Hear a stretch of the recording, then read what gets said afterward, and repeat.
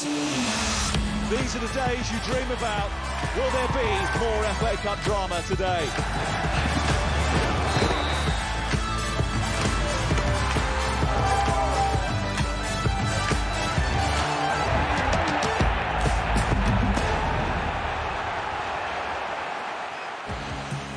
Hello and Happy New Year! If you are now used to watching football on an almost daily basis after the festive season, then you have come to the right place. Because here on ITV we have 4 live matches to bring you from the Emirates FA Cup third round. And we get our coverage underway here at a rather soaking Selhurst Park with an all-Premier League tie as 2-time runners-up Crystal Palace take on 5-time winners Everton. The third round of the FA Cup returns.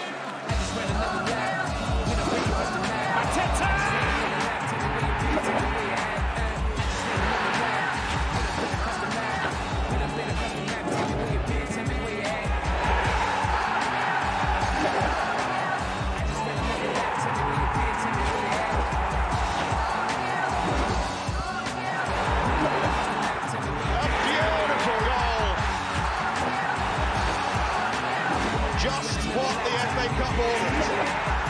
How about that?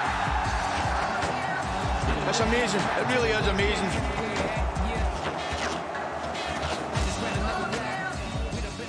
4 cracking cup ties to kick off 2024, starting here at Selhurst Park with former Palace player Joby McAnuff alongside me and 4-time Women's FA Cup winner Eni Aluko. As you can see, it's been raining outside for a long time. We reckon about 4 hours, so we've made our way inside to the warm studio, and I'm delighted you two are alongside me. Great to see you both. Happy New Year and all that. Happy New Year. Shall we get into it? Because really, for Roy and Crystal Palace, getting that last win was so important, but why, Joby? Well, clearly they've been on a really poor run, no wins in the previous 8 games. I think it was performances, particularly the Bournemouth game here, but they had improved and they've had a difficult run, Man City, Liverpool, Chelsea. So it was just the way that they came out and really attacked the game. Michael Elise was sensational. I think he's going to be a huge miss today. Hopefully that's not a longer term injury, because when he's out there with Eze, they're a completely different team. We'll show you that team news very, very soon. But for Everton, they were on this brilliant run, actually, Annie, for a while. 4 consecutive wins, and then it flipped in the opposite direction. What have you made of the season so far? Well, I think they responded really well to the 10-point deduction. It doesn't get any worse than a 10-point deduction. That's probably the worst punishment you can get. And they responded really well, you know, got some big wins. Players like Dwight, they're playing really well, scoring goals. And ultimately, I think what is success for Everton this year is staying in the Premier League. So the FA Cup actually might act as a bit of a respite for them, a bit of a break from the pressure of that. And they've got an opportunity to just build some momentum, build some form, positive results. Let's show you the teams. They've both gone really strong, which is obviously great to see. We'll start with Crystal Palace. The bad news, as you heard as well, Michael Elise picked up a little bit of an injury at the end of that last game. He was so good, 2 goals against Brentford. He's going to be out for a little while. It's his hamstring that's a problem. We'll wait to hear about that. Jordan Ayew, he also is linked up with Ghana for the African Cup of Nations. So those 2 aren't playing, which means Jeffrey Schlupp has come in. And also, it's a first start for this highly rated 19-year-old Brazilian, finally, Matheus França. He's going to get his chance to shine today. All eyes will be on him. I know the fans can't wait to see him. There he is, really. I mean, he had a bad start to Palace, in which case he was injured for a little while, wasn't he? Since then, it's taken a while for him to get the trust, perhaps, that he deserves. What do you think? Yeah, listen, he's shown little glimpses in his brief cameos that he's had. I'm really looking forward to seeing this ability. They paid a lot of money, you know, for Crystal Palace to go and shell out 20 million plus. There's clearly a lot of thought there behind that move, and I think one thing with Roy, he hasn't probably played a lot of those younger players as much this year. He's tended to use his trusted lieutenants, really. Yeah. So, listen, no better opportunity than tonight to see what he's got. He said it's going to take some time for him to adapt and adjust, as what Roy was saying. We know that it can take some time in the Premier League, but this is a great opportunity tonight for him, isn't it? It is. I am excited to watch him. He was a big signing for Palace, you know, 20 million plus. And I think I'm a big fan of this forward line for Crystal Palace. Obviously, Elise is out tonight, but Mateta scored goals, big goals. Francis come in, Schlupp, Eze in behind. That front 4, I think, can always score goals. So it's going to be interesting to see how Francis performs. The manager's put pressure on him tonight. Says he hopes he performs like Elise, so it'll be good to see him perform. Let's have a look at the Everton team then. It's 3 changes for Sean Dyche. He's decided this one. It's Seamus Coleman's come back into the fold, the captain. Arnaut Danjuma, it's his first start since September. There's change as well between the sticks because João Virginia, he's actually getting his first start since March 2021. Jordan Pickford gets a little bit of a rest. Michael Keane and Nathan Patterson, they're also on the bench tonight as well. We think Joby as well looks like a little bit of a shape change from last game. Yeah, well, they played 3 at the back against Wolves and got absolutely ripped to shreds in that game, so certainly not surprised to see that. Again, probably more used and trusted back 4, and then they have got players in attacking areas, particularly Jack Harrison and McNeil, who will provide that ammunition for the strikers. Yeah, OK, right, let's wait to see what happens. Premier League is rightly Everton's main focus given their current league position, but their fans would absolutely love a cup run, wouldn't it, to lift their spirits. So let's hear from their manager, Sean Dyche. He's speaking to our reporter, Gabriel Clark.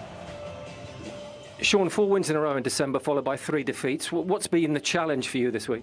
Well, that's in the league, of course, so cup game tonight, so we want to take that on.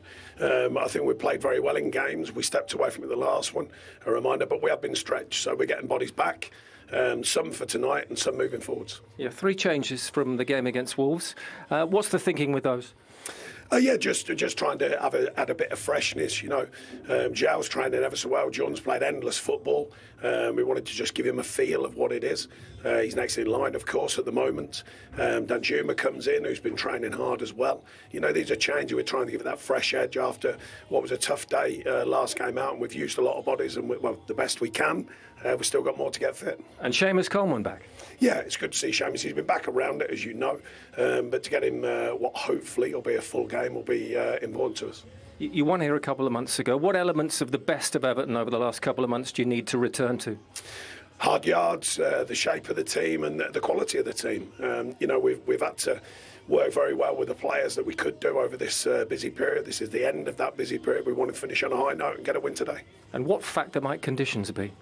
We'll see. I mean, the pitch seems firm. Like a lot of these pitches now, they're in great condition through all weathers. It is torrential here, but so far it seems good. So hopefully the pitch will play well. Wish you all the best. Thank you. Yeah, and as Sean says, pitch looks absolutely fine. 4 or 5 hours of heavy rain hasn't affected it yet. The players are not necessarily loving it out there, but I think it's the fans that are getting the brunt of this weather more so. Coming up next, we're going to be hearing from a couple of those players out there at the moment. Everton's James Tarkowski and also Dean Henderson.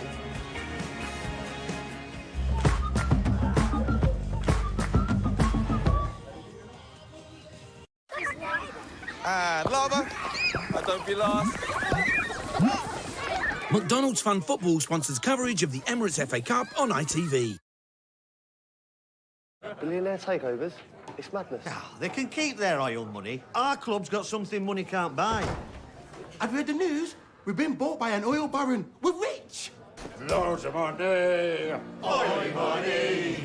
Loads of money. Transfer money. Who cares about FFP? The title is back!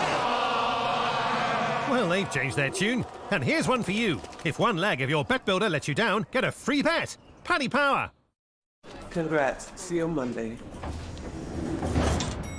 First job, fantastic. Let's talk payslips. Doors closing. Remember, rent's due tomorrow, mate. Well done, son. Have you thought about your long-term savings plan? Find your way to new beginnings with Barclays Life Skills. Enjoying the millions we've helped so far. Maggie, let's do this. Barclays. Make money work for you.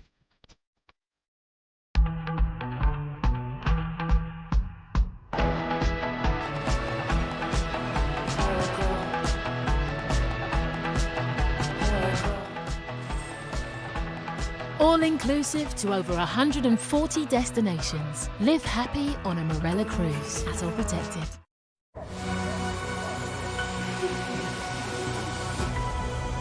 Right, it's bedtime. I can't get no sleep. Your Wi-Fi's going off.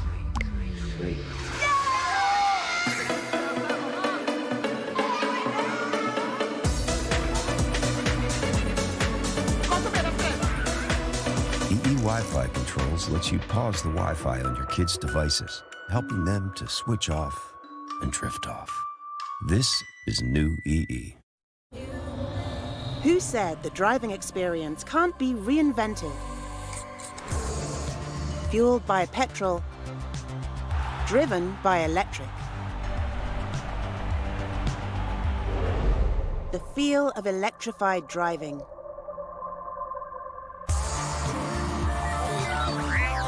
Nissan Qashqai with e-Power. A unique electrified experience, unplugged. Potential. Everyone's got potential, right? But it will remain just that unless you act on it. Do something with it. Is it scary? You got this. Sure, but potential never fades.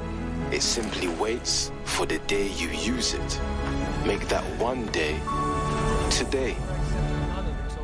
Whether you're growing your business, Okay, can we take our seats, please? switching careers, or just starting out, it all starts with skills.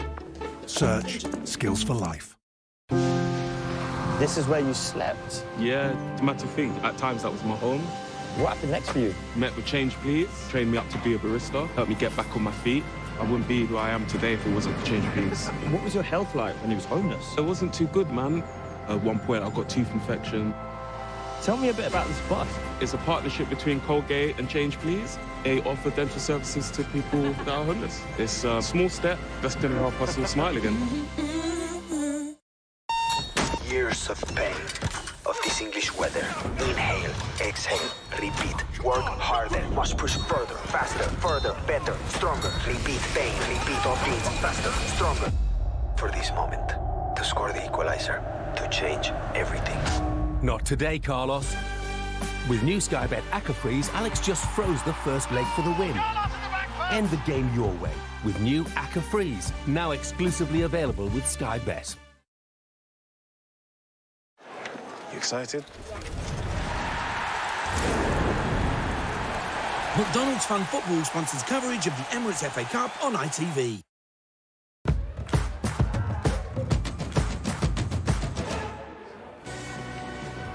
Live FA Cup action on its way from Selhurst Park, where the Crystal Palace players are going to be wearing a limited edition shirt for tonight's game. There it is against Everton. Only 1,000 have been made, and all the profits will go towards the Palace for Life Foundation, which will help with the ongoing work the charity does in improving the lives of young South Londoners.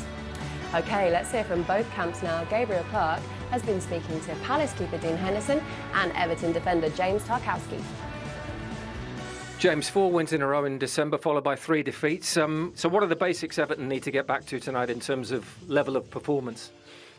I mean, yeah, the defeats are disappointing. I think that probably the only one real disappointment was the performance at Wolves. Besides that, performed really well against some good teams, just didn't get the results. So more of what we were doing before that and playing well, putting teams under pressure, sticking to our game plan, and hopefully a winning comes at the end of it. Tactically, what do you always get in terms of a challenge from Crystal Palace? Yeah, they're a team that manage to create opportunities when we're in possession all the time. They want you to play narrow and try and play through them, nick the ball and attack at pace. Got quite a few talented players, but we came here a few months ago and won, so hopefully do it again. I think there's around 4,000 Everton fans who've made the trip here. They want an FA Cup run. Do you sense that in the group? Yeah, we want an FA Cup run. I want an FA Cup run. Everyone does. The fans follow us through thick and thin, far and wide, so I'm not surprised by that. Dean, you ended the year with a really important win, so what's the message going into 2024? Yeah, I think we've just got to try and follow it up tonight. Obviously, we're against really good opposition, so it's going to be a tough game, but we've got home advantage, so hopefully we can make that count. What are the key qualities you found against Brentford you need to repeat? I think the attacking play was excellent. Everything seemed to click on the day, and we need more of the same tonight, really. And Everton, what do they bring in terms of a challenge? Yeah, they bring a lot of physicality, balls into the box, first, second balls, good attacking play, and we've just got to nullify that and play our own game. You'll know a lot of this Crystal Palace squad a couple of years ago, went all the way to an FA Cup semi-final. Do you sense in the group the desire for more this year? Yeah, 100%. That's what we're here to do, and we'll take it fully seriously, and we'll try and progress the best we can. So as we saw a minute ago, both teams today strong, both managers hoping to really make a go of this one today. Some key players on both sides that we might hope to see some good results from tonight. Joby, Eberechi Eze, especially as important today with Michael Elise out, how key do you think he's going to be? Oh, absolutely huge, you know, in terms of that attacking load. I'd be really interested to see if he's deployed in that number 10 position, which is where I really like to see him. He was fantastic in the match here, actually, in the Premier League, particularly in the first half. His ability to get in pockets between the lines, drive, his dribbling into the box, won himself a penalty, nearly got another one, but it wasn't given in that game. So, again, maybe he plays there, maybe he plays high on the left to go and get at Seamus Coleman 1v1. So, certainly a match winner and someone they'll look to today. Another England international as well, this time in the defence position, centre-back position. It's going to be a good match today for Mark Gahey as well. Are you surprised, not surprised is the wrong word, but how impressed are you? 23 years old, already getting the chance to captain the side as well. He's got big qualities in leadership.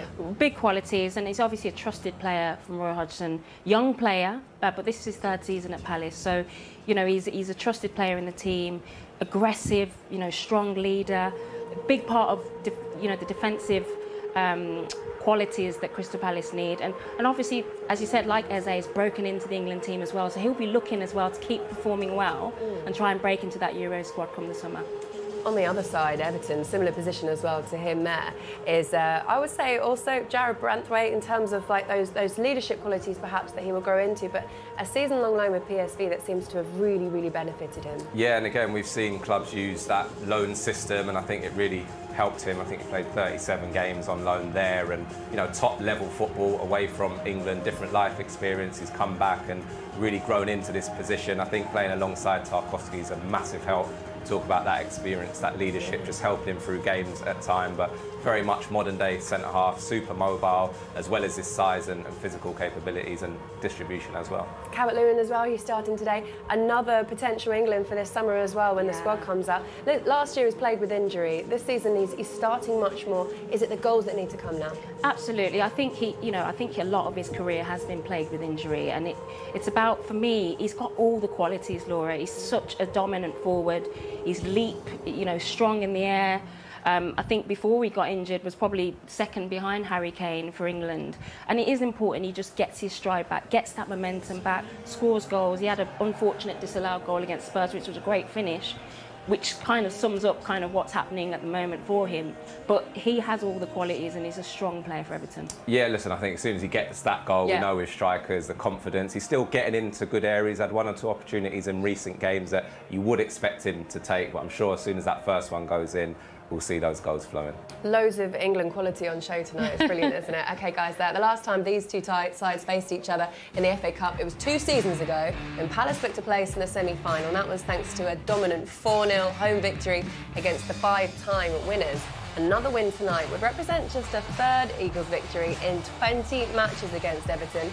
We're going to be hearing from their manager, Roy Hodgson, next.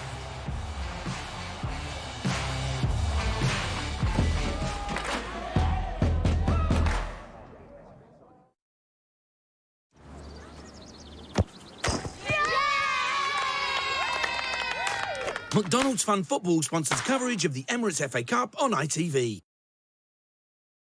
The TUI Live Happy sale is back.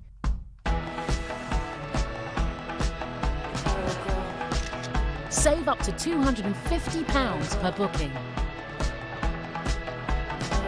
Lock in your holiday with a £0 deposit and spread the cost by direct debit.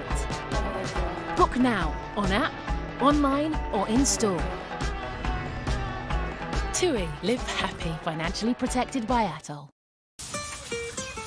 Cialis Together is an erection difficulties treatment that helps me respond naturally when turned on for up to 36 hours. Plenty of time to change plans. Could be your lucky day, and a half. With Cialis Together, now available without prescription. What makes a Tempur mattress so special? Is it the NASA technology that we developed into our unique Tempur material? Or that it helps you get that true, restful sleep? Tempur, a mattress like no other. Available at stores nationwide. Fees. The F word in travel. With an HSBC Global Money account, you can drop fees from Acapulco to Zurich. That means no fees here.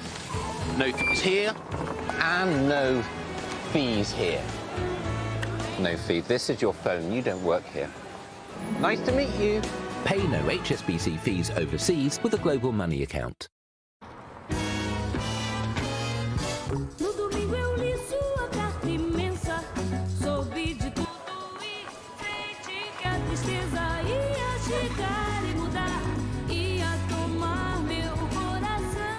Dacia Jogger, also available as a 7-seater family hybrid. Dacia Jogger Hybrid 140. Discover more and reserve online at dacia.co.uk.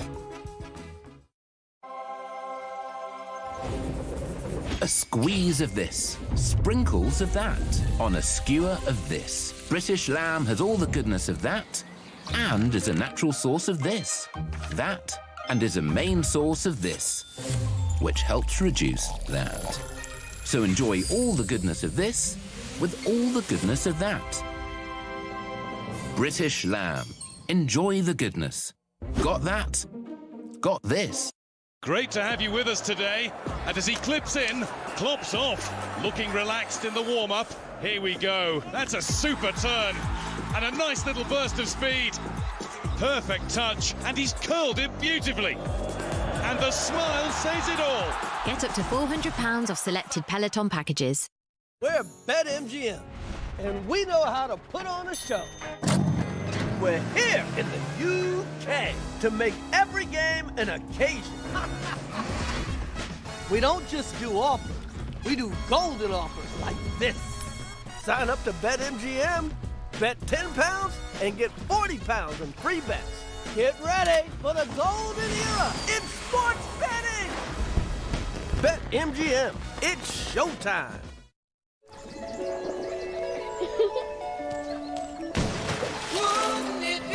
Wouldn't it be nice if things were better than you ever imagined?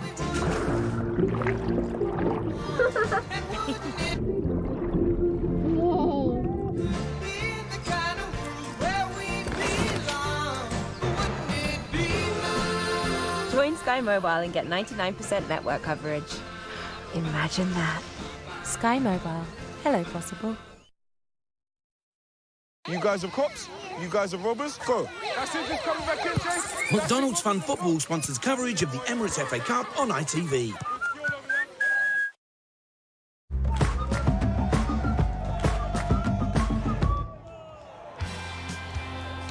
OK, well, not everyone's looking forward to this match, or maybe they are. It's just one of those days where you might have wished you stayed at home and watched it on ITV, but if you're going to do it, come prepared like these guys who nick the ponchos off the kids, seemingly, here. Mickey Mouse, that's the way you do it, isn't it? Oh, my goodness. OK, Crystal Palace ended a run of 8 matches without a win. That was with a 3-1 home victory against Brentford on Saturday.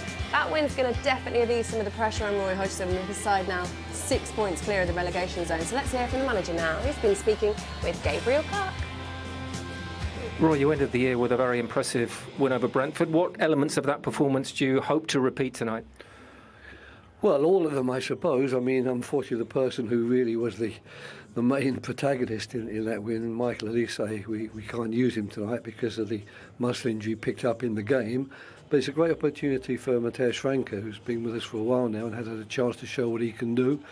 And then we've lost Jordan Ayew to the African Cup of Nations. But apart from that, really, we've got the same team, what we consider to be our best team. And I see that Everton have done the same. So we've certainly shown a lot of respect to the competition. It's not one of those where teams decide they'll play their squad players in order to spare the players who are going to be used in the Premier League campaign. What in particular? It's his first start, Mateusz Franca, for you. What do you hope fans will see?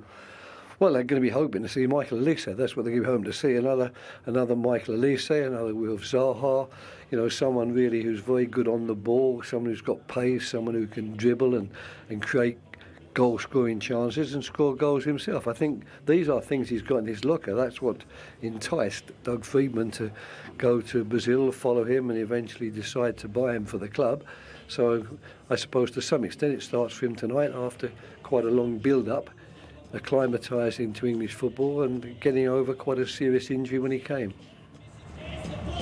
OK, so a big opportunity for Franca tonight with his first start at Crystal Palace, and the light show is just kicking off behind us in the studio out there, which is somewhat taken away from the weather a little bit. Hopefully it's entertaining. Listen, if Roy Hodgson was asked a question after that win against Brentford last week, and there was speculation around his job and also a link with another manager as well, Steve Cooper, he thought it was disrespectful. What do you think when situations like that arise and the question is asked to managers in their current job? Yeah, I totally agree with Roy, and I think it has been disrespectful in terms of the uncertainty and maybe ask him about his future. I'm sure he'll come out and explain a result or a performance that wasn't quite right, but everything he's done for this club and certainly in the game as a whole, I think Palace have put him in a difficult position at times, or I've got to say it's a stopgap appointment. We know he is going to replace it at some point. It just feels that any bad run of results, we're going to get into a situation like this where questions will be raised. Yeah, I think Crystal Palace are in an interesting position right now in terms of how they're going to kick on, you know, whether that includes Roy Hodgson or a new manager. You look at clubs like West Ham, Brentford, Brighton, Fulham. You know, these clubs have kicked on and probably have similar budgets to Crystal Palace. So I think whether it's a cup run, whether it's league form, they have to be a bit more progressive, Crystal Palace, and give, whether it's Roy Hodgson or another manager, the opportunity to kick on as a club. Don't worry, it's not a power cut. The light show is still happening here at Selhurst Park as the players look to come out of the tunnel. Look, a win here would be really important. Only their third home win of the season as well. You need to get some of that feel-good factor back, don't you, Joby? Yeah, and it's about gaining some type of momentum. We've only won back-to-back games once this season. That was between a League Cup and Premier League game. So again, what they don't want is this start-stop nature that this season has been so far, and that speculation and the uncertainty around the place. I think everyone here wants it to be a pretty smooth second half of the season, and maybe those decisions, the big decisions for the future of this football club, can be made, you know, and he given the respect that he certainly deserves. Both clubs are actually in a similar position, Laura, in terms of both have got bad Premier League form and can use this game. They've gone strong, both lineups. They can use this FA Cup game to actually build momentum, positive result for that league run, which I think is a priority for both clubs in terms of, you know, what they're trying to achieve in the Premier League. It's good to hear Roy say that. Show respect for the cup. Know how beneficial it can be to build that momentum in. Yeah, for sure. And I'm really happy that both clubs and managers have gone very strong. I think it's important that they get these wins for confidence. We know that they're both struggling for results of late, and I definitely feel they're two clubs that should be looking to go really long and deep into this tournament and potentially try and win it. Okay, right, Selhurst Park under the lights can be a pretty difficult place to come and get a result for some, but Everton have been more successful on the road than at Goodison Park this season. They picked up an impressive 5 away wins in the league, and that includes a 3-2 victory right here back in November. So can they come here and do it again tonight? Kick-off is coming next.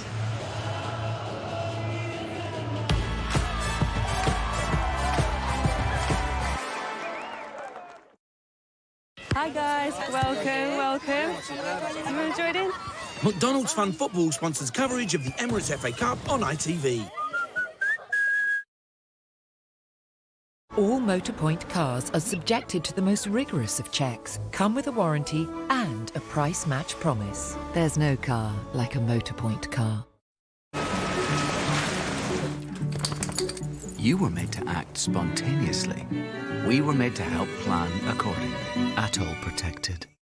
What makes a Tempur mattress so special? Is it the NASA technology that we developed into our unique Tempur material? Or that it helps you get that true, restful sleep? Tempur, a mattress like no other. Available at stores nationwide. As an accountant, I've done quite a lot of running. Mostly running late, running out of money to pay my rent, or running to catch a train. So after a decade of running, I still want the big city job. That is fine as the big city.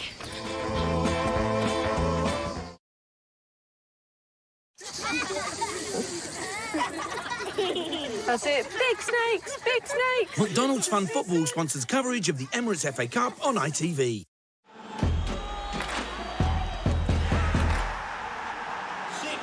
We are all set to kick off our coverage of the Emirates FA Cup third round here at Selhurst Park.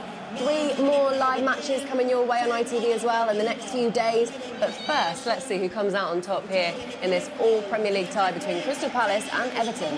We're going to hand you over to your commentary team, guiding you through this one. Women's FA Cup runner-up with Leeds, Lucy Ward and Seb Hutchinson. Yes, thank you very much, Laura. Two clubs looking over their shoulder in the Premier League have a chance to look ahead at a cup run as we get the ball rolling in the third round of the FA Cup.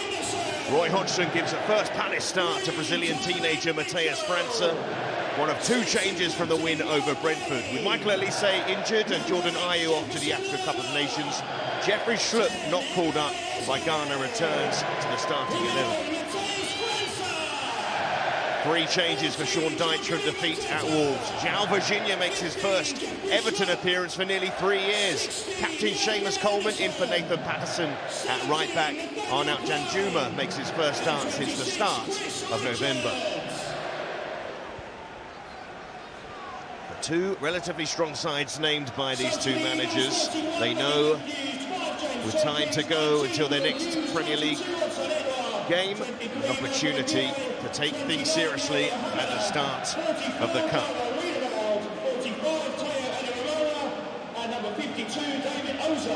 And a change of ends, which means Palace will be attacking their famous Rosedale Road end in the first half.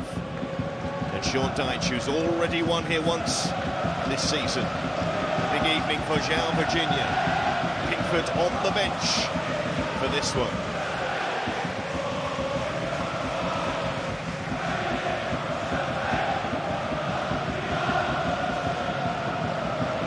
Sizable travelling support from Everton as well. As away we go, an all-Premier League meeting to kick off the FA Cup third round in 2024.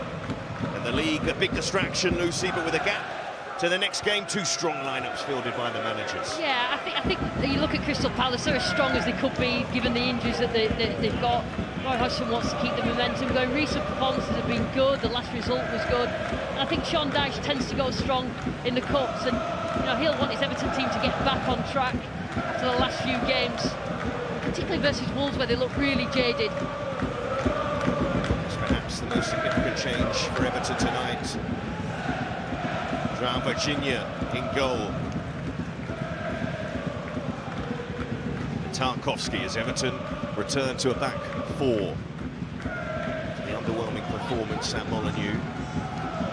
Branthwaite and Tarkowski, the first choice pairing most of this season. Coleman and McNeil in the shape of that Everton front line. Danjuma, when he did play earlier in the season, he was operating out on the left. And that's where he is at the moment. Nana trying to slide that ball through. Let's talk about how the two sides have lined up. We were just wondering where Danjuma would play in this front line. Yeah, I mean, McNeil's come across to the right-hand side to accommodate Danjuma. Now, he hasn't really got that many minutes, and it's as if Sean Dyche doesn't quite trust him enough, Danjuma, so it's a really good opportunity, because I think other teams are also looking at him to take him back on loan somewhere else, and, you're obviously a player of his quality, you want him to show it, particularly the game like today. Yes, the transfer window is open for the next month. But how much business these two clubs do is another matter.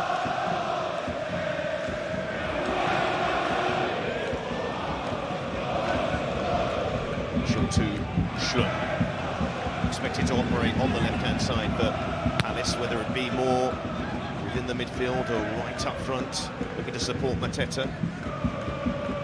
It's interesting seeing França as well, young player that's probably not got the minutes that the Palace fans had watched, because he's seen a little bit of action and looked good, pacey, but he came at a big price. But Roy Hodgson tends to play experience rather than youngsters, which is a bit frustrating when you're a Palace fan and how good the academy is, but he's been brought in on big money. Big opportunity for him as well. So Mitchell going towards Mateta. And Lerma, unorthodox, but it finds his target, and the first attempt for Virginia to deal with the shot from Schlupp. Yeah, Mateta's come into this team and really slotted in and stepped up. Edouard's been injured, so just as a focus to go into. Towards Calvert-Lewin, to it by Gahey.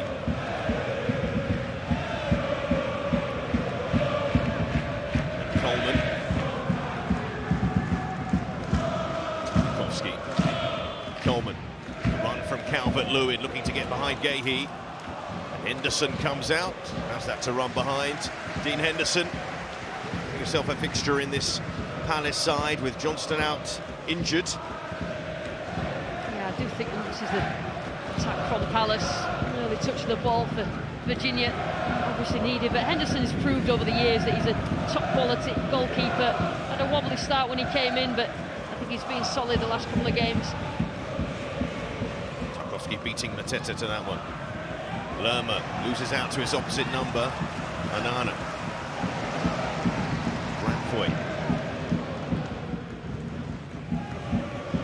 Branthwaite.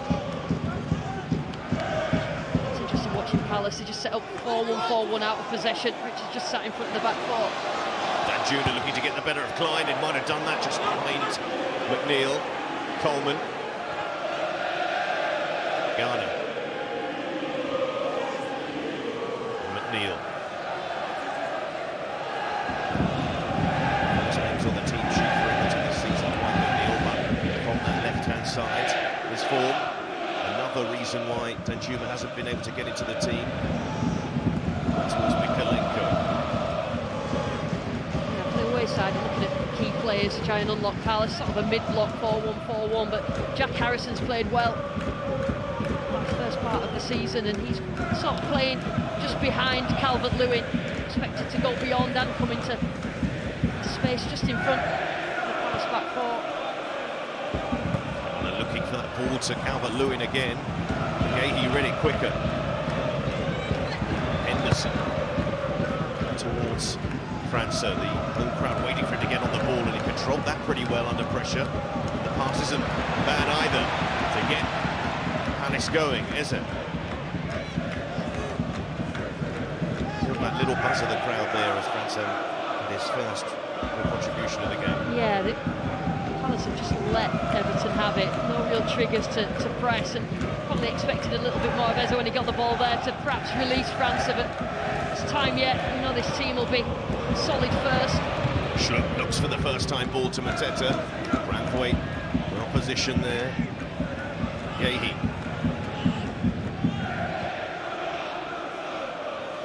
Anderson. Gahey and Anderson. Fine centre-back combination. Eze looking to flick it onto Mateta. Virginia is out. Mateta, one of the form players for Palace. Calvert-Lewin. Hold up play. It's going to break back to Calvert-Lewin. Flag expected to go up, and it does indeed go up. Dominic Calvert-Lewin finding goals hard to come by, but goals may be hard to come by in the role he has to play in this team. Yeah, and also like it's a slick surface tonight, so for a striker it's a dream in terms of shots on target. Try and get himself in front of goal, get the goals going again for him. Looking again, just behind Calvert-Lewin. A role that Corey success with for Everton this season, but unavailable tonight. Return back from injury. Big loss for Everton. Massive loss there, because they don't tend to win, particularly recently, without him. They need to find a way to replace him, either when he's out of form, whether he's injured, whatever it is. But you know, they've really struggled without him in the team. Both when they lose it, you know, he's athletic to get back and you know, an intercept and those sort of tackles, but also he drives forward and really drives this Everton team forward. Big loss for them. Virginia in goal. We know about Pickford's distribution, his long passing. You'd imagine Virginia would expect to do the same. He's tried a couple, hasn't he? As soon as he's got it, he's gone long left and then he's gone long right, just to try and find the runners. Speaking of runners, here's Mateta getting past one challenge, looking to get it back from Schlupp. The numbers back there for Everton. And McNeil, the ball across, straight to Klein. Was fouled by Danjuma, who's really a player looking to settle on Danjuma after leaving the Premier League, or leaving Bournemouth to join Villarreal, but back to English football, first on loan at Spurs, now with Everton. Yeah, that's a good spell at Villarreal, and that's where Everton expect him to come alive, you know, winning the ball on regains, getting in that left-hand side, in behind Klein.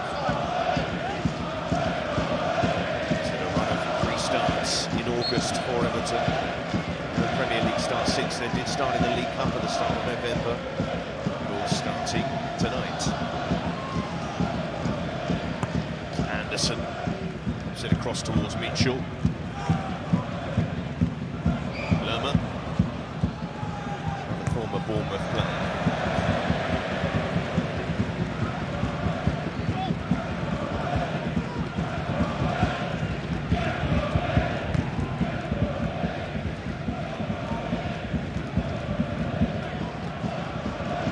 Here's Klein. Anderson. França down the line for Eze. Nothing with him. Task to keep tight to him and wins the free kick.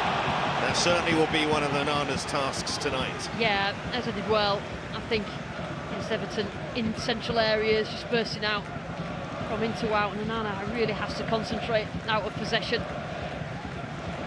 There's another player returning from injury. I feel like you're saying for so many players this season. He's such a creative force for Palace, and with the absence of Elise, more needed in a game like this. Yeah, when they both don't play, it lacks the chaos. You know, he's very ordered. Roy Hodgson does really well organising teams, and they add a little bit of chaos both together, and obviously more effective. So, you know, big onus on Eze to do something creative tonight. Good work from Danjuma though. Anderson in the way. França can't collect that. Harrison hooks it. McNeil to control that in the Palace penalty area. Here's Coleman. McNeil to try and whip one in. Onana. Keep the momentum up of this move. Tarkowski. Branthwaite is applauded by the away support. Kalenko. Yeah, Palace quick to get back into a defensive shape. And both these managers. Almost pumped long. This could be awkward at the back, but yeah, dealt with. Yeah, both the managers put emphasis on what they like out of possession, how hard the teams work within a structure, and how drilled they are. So as soon as each get it in the opposition's half, they're back into a structure. So it's difficult to get the denying space in behind Palace for Calvert-Lewin to run into. Sean Dyche, said before, knows what it's like to win at this ground, although it hasn't been a tricky place. It has often been in previous Premier League seasons so far this season. Limited wins on this ground for Palace, but that one over Brentford felt so timely.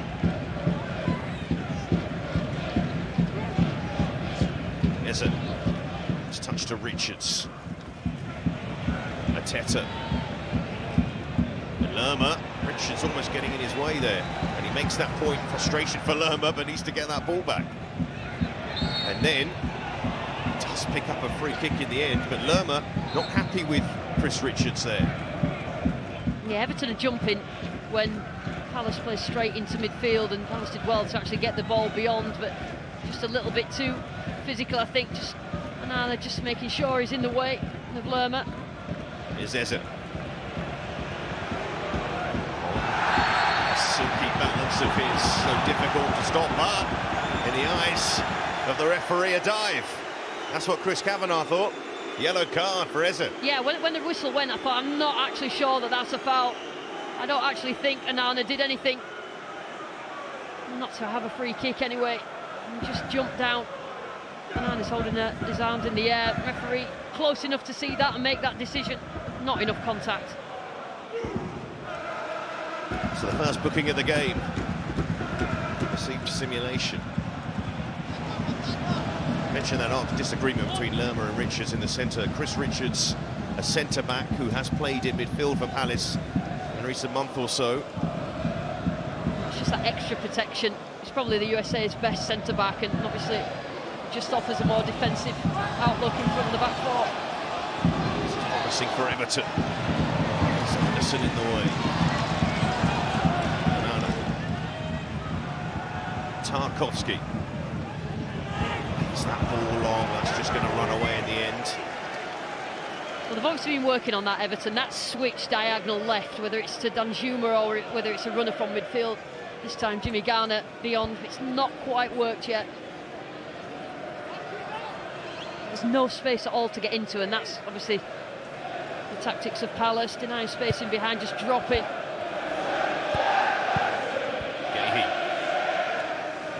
To Klein. Just needs to force it forward to Mateta.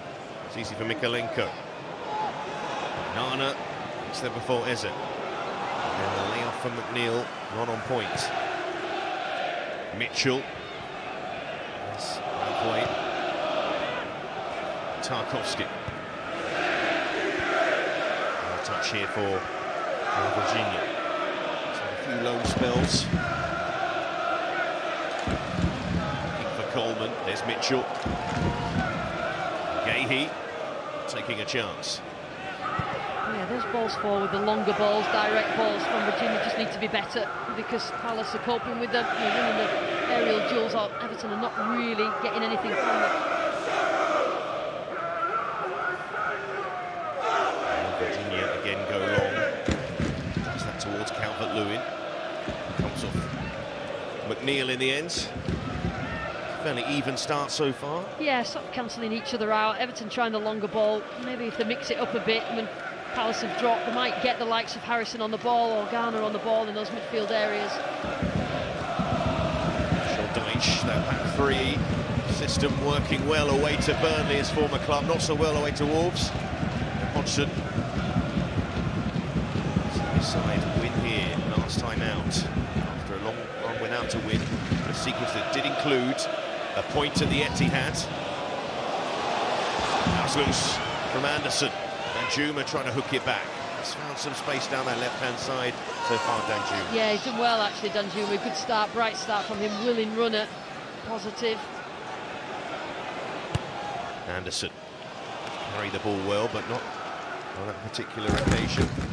Yeah, I was here when Palace played Liverpool. They were unlucky really, that Liverpool game. But I think the performances have had an upturn since then. It's been a difficult month for them. They're getting the win versus Brentford. You know that he wants to keep that momentum going, Roy Hodgson. It's Anana.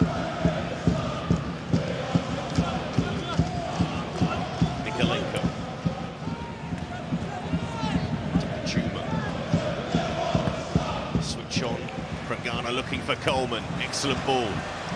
Coleman need to do the same. McNeil. The body's forward here, and Garner makes his run into the penalty area. Richards in the way. Eze. But there's Anana. Away, and Coleman trying to drive through. Calvert-Lewin moving it on, and this is very promising for Everton's side. Netting Danjuma once the corner gets it. Yeah, it's good work from Coleman. Going from out to in on that right-hand side. It's a good run from him, and then Calvert-Lewin. It's a great little touch from Calvert-Lewin to create a bit of space for himself, but realise that Danjuma's in a better place. He wants it on his left. Just reduced the angle right down. There's a number of Palace players in front as well. First set piece for Everton. Coleman staying back, the only player to stay back. Mikalenko sends it in, reached Danjuma.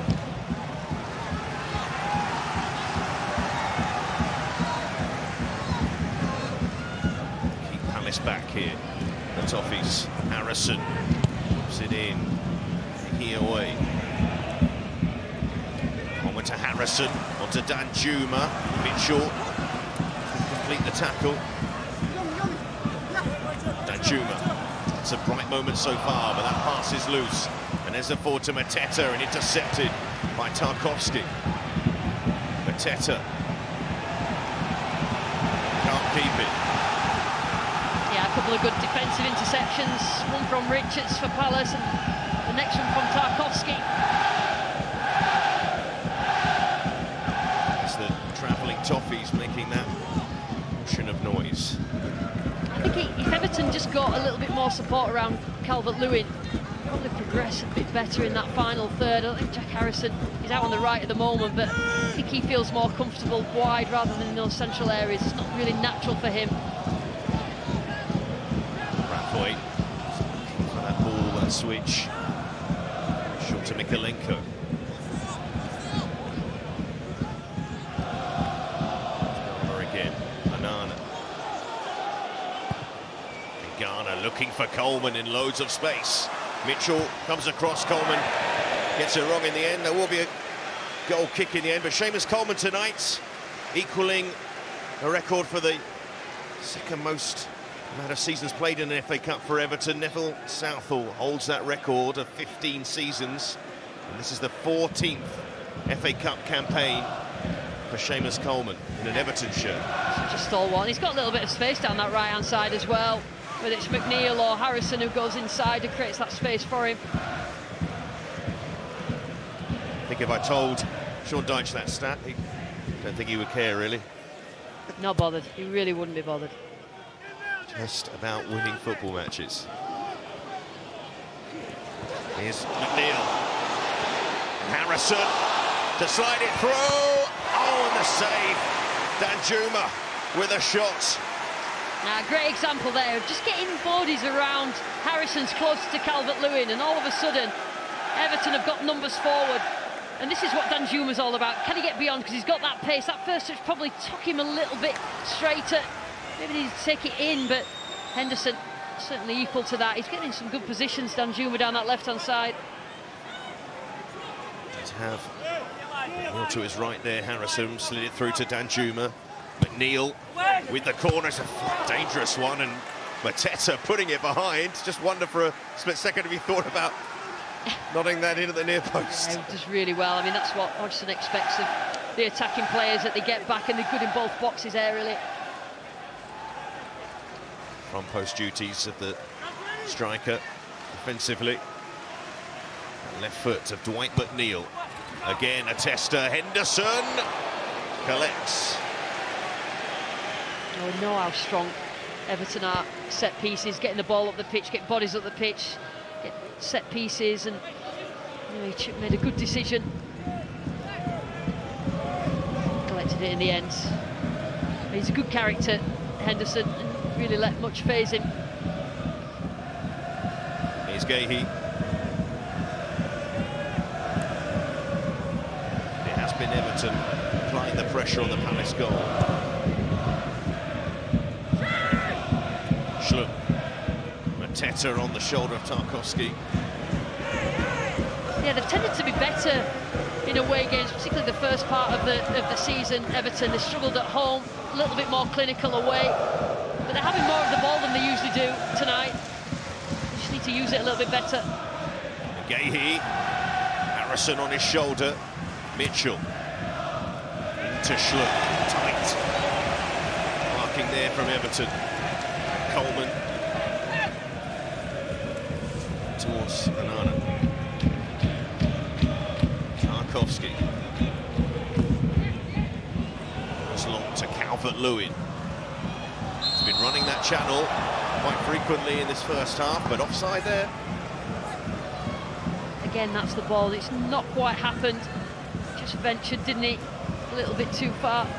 Good line from Crystal Palace from the two centre-backs. But that's the bit that's missing for Everton. That longer ball, the ball with purpose into the channels or the diagonal, whatever it is, not quite being right. It's an Everton side who are on a fantastic run in the Premier League. Long after the points deduction, they are actually in the best form of all the teams in the Premier League, but it'll take Manchester City really to bring that to an end. Coleman. And McNeil. Keep running here. Gahey. Well, that's nicely done indeed by the centre-back. Eze. And there's Gahey again, getting it back to Eze to get Palace going here. Klein. França. Nice turn, actually. And the space for the teenager to run into, and he was fouled right on the edge of the box. Tarkowski. Absolutely clattered. It's a good run. França has been waiting a while in this game to get the ball and just drive and be front foot from that right-hand side. And França, a wide player out to in, and all of a sudden it sort of opens up for him. But there you go. Have one of those. Welcome to this level. Wondering what you're going to welcome into there. Tarkowski's world. But ultimately, a free kick for Palace. That's it, driving run, and all of a sudden they've got themselves up the pitch, and this is a good opportunity. There's a...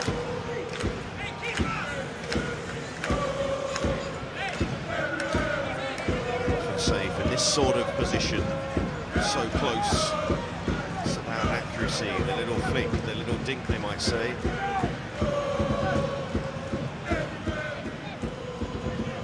Not Ronald Koeman. But Eze for Palace. What do you do from this sort of position?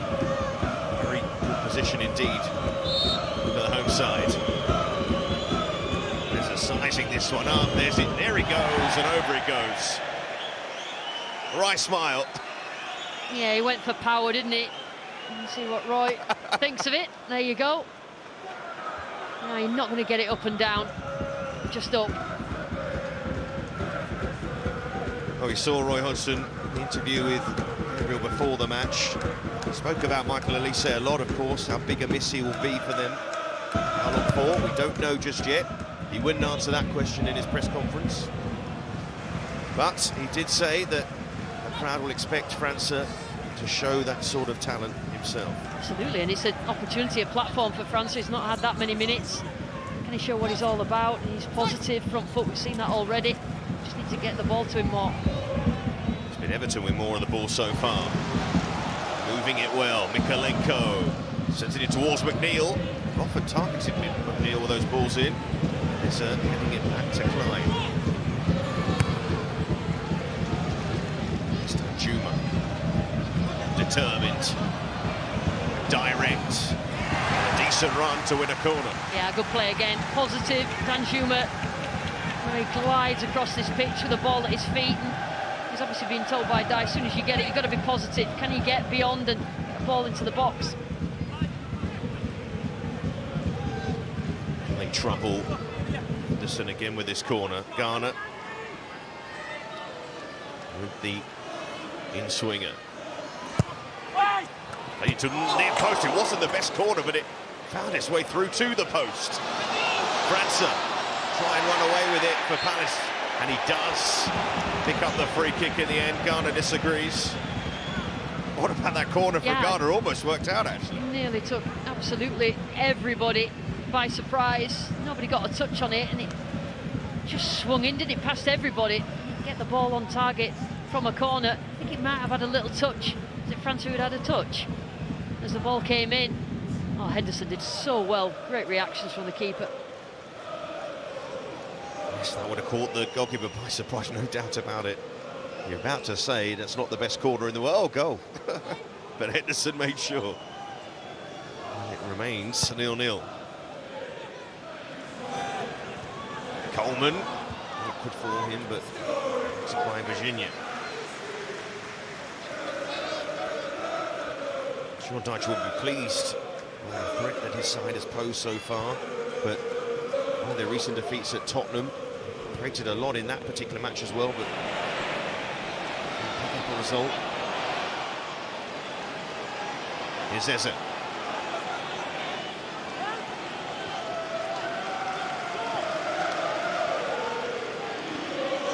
I think it's the story of Everton's season so far. I think they've missed the most big chances in the Premier League, so they create chances, but they're just not clinical. And they've been punished at times, but I think they're probably playing a little bit safe behind the ball and getting numbers up the last few minutes, Everton, and that is the thing that causes problems for Palace. There's Coleman. Garner beaten to it by Richards. You're saying Everton, a fine run of form, even though they lost to Tottenham after the run of 4 straight Premier League matches. They did play well in that match at Spurs, but it was in the second half against Manchester City where things started to get difficult for them. And then that defeat to Wolves, one of the most disappointing for some time. Yeah, I think that was probably a game too far. They played the game at a high intensity. They worked really hard off the ball. Everton and missing key players as well. Coleman cut out by Richards. Schlupp. There's Nana. Good tackle from him, and Schlupp though stayed down for Palace. He should get back to his feet though now gingerly.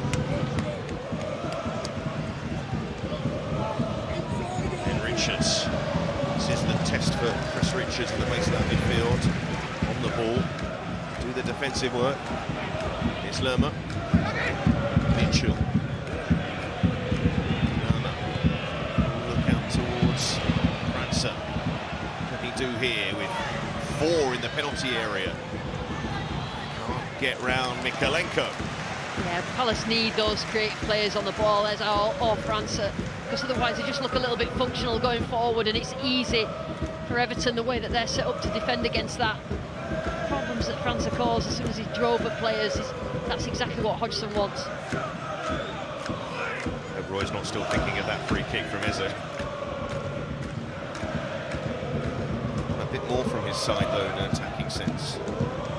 Is Mikalenko.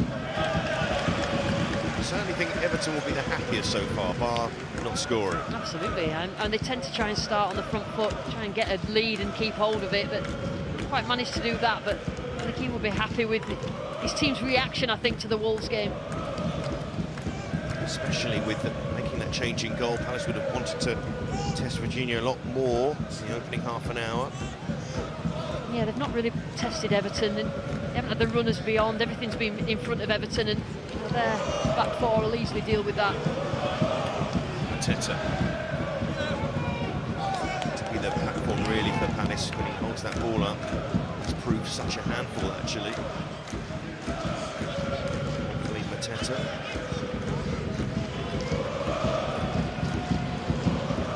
França. Wait to that. Juma to Anana. Brathwaite to Tarkowski. Coleman. He can forward here. McNeil.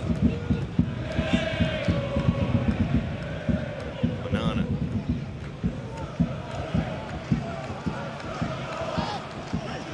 Kalenko. Banana. Out time to turn.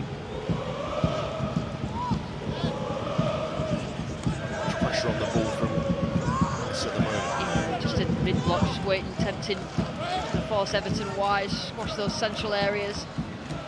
Garner decides to go on a run himself, and almost the pass inside to McNeil. It's França. To Klein. Garner.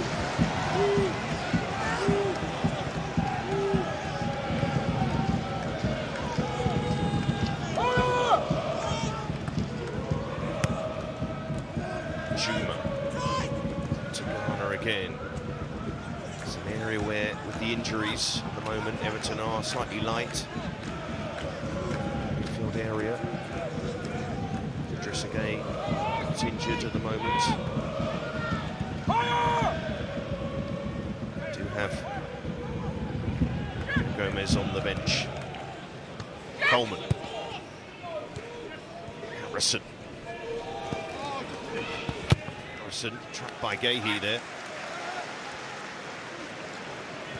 Danjou has probably been the standout performer so far for Everton, but it's caused a couple of players moving positions that are just getting used to McNeil and Harrison. Coleman has found himself in a lot of space on that side, and Coleman deemed to be offside, coming back from an offside position. Sean Dyche won't like that. You can see right along the line, you can see even just by the cut of the pitch that he is. He's on the other side of the pitch though, Seamus, don't worry about it. Yeah, you don't do that if you're on Dyche's side. Well, Palace support is pretty strong, particularly behind that goal. Tarkowski. França. So can't collect.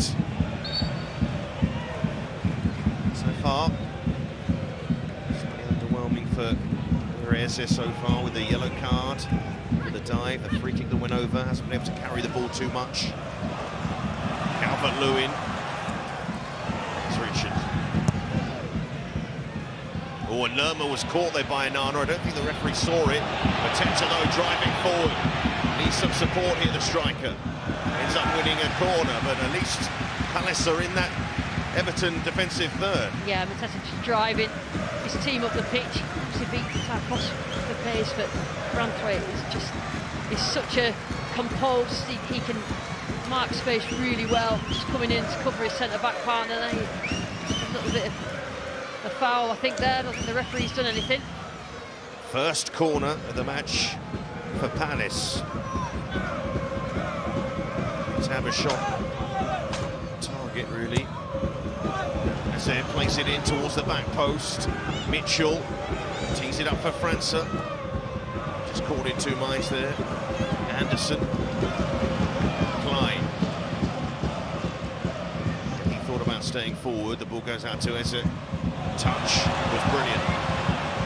Looking to link up and get it back. Hamschlup to go himself. Clips it across. And it's cleared away at the back post by Mikalenko. Something of that. Mitchell. Richards. Lerma. Mitchell. And into the arms of Virginia. Better from Palace. Yeah, much better. I think everything so far about Palace has been quite closed off based on, you know, what happens if they lose possession. They need to get the dribblers 1v1 and just getting Eze in that position. It's a great little touch. I think it was Tarkowski in the end. Good run by Schlopp, but that's what Palace wants. That's what the fans want to see. Get the dribblers 1v1, opening up Everton. To be honest, both sides have lacked actual attempts on goal so far. Here's Branthwaite. Harrison is free in a pocket of space here. It's Danjuma who has it though instead. McNeil is free on the right. Here is Dwight McNeil. Calvert-Lewin waiting for the ball in. In it goes. Skipped away by Anderson. So wins the header. Branthwaite. Mikalenko. Plenty to aim for as the ball goes in. Calvert-Lewin. Now, Mikalenko's been playing a little bit further forward this season and getting in these positions where he's assisting goals, and that's exactly what they want. That's good defending. Yeah, he just enough pressure on Calvert-Lewin that he couldn't get the ball on target. She has a very good record against Crystal Palace, 5 goals in 12 appearances before this one. But Gahey, think about his performances for Crystal Palace, and another one of those players who was at Chelsea. His career has picked up since leaving.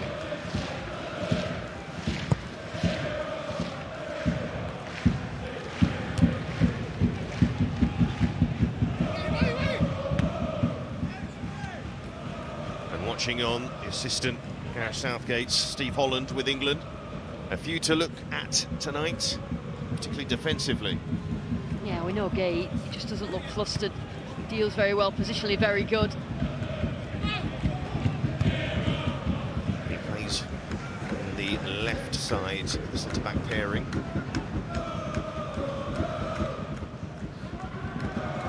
And still looking centre-back options. Yeah, he has very much been one of those, though, Gareth Southgate recently. Danjuma, no foul. Lerma, Eze.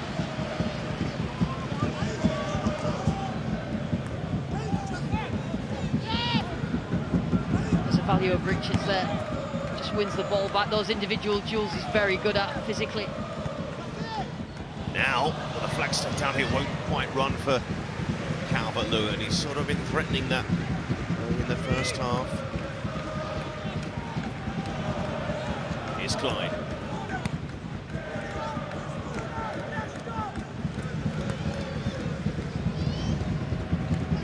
Wait, an opening goal. The first of the third round matches in the season's FA Cup. It's Lerma, looks for Mateta. Wait across, but Mateta still beats him to it. Mitchell. Lerma. First to shoot, not quite there for him. Here's Richards. Gahey.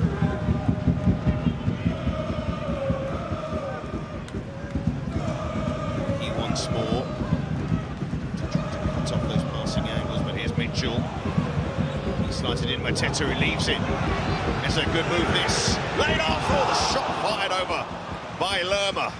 Teed up nicely, but not on target. Yeah, it's patient build-up for Palace. You sort of tend to think that their best opportunity to get in on goal is when they regain and Everton are out of shape, but they've moved the ball well here. Good choice of passing. Really worried Virginia, but you know, they've certainly got the players, Palace, that, you know, when Everton have pushed players up the pitch, that they can counter quickly, and they've just not done that yet. He hasn't scored for Crystal Palace. Jason Lerma was teed up nicely for him there. Last goals coming back in April with Bournemouth. Yeah, both teams, as soon as they get on the edge of their own box, they reduce the space that's available for the opposition. Neither team used to being anywhere near open in any sort of game.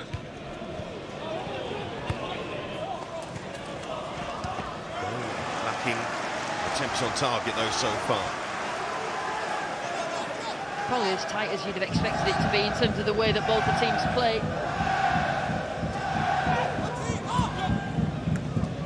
Here's McNeil.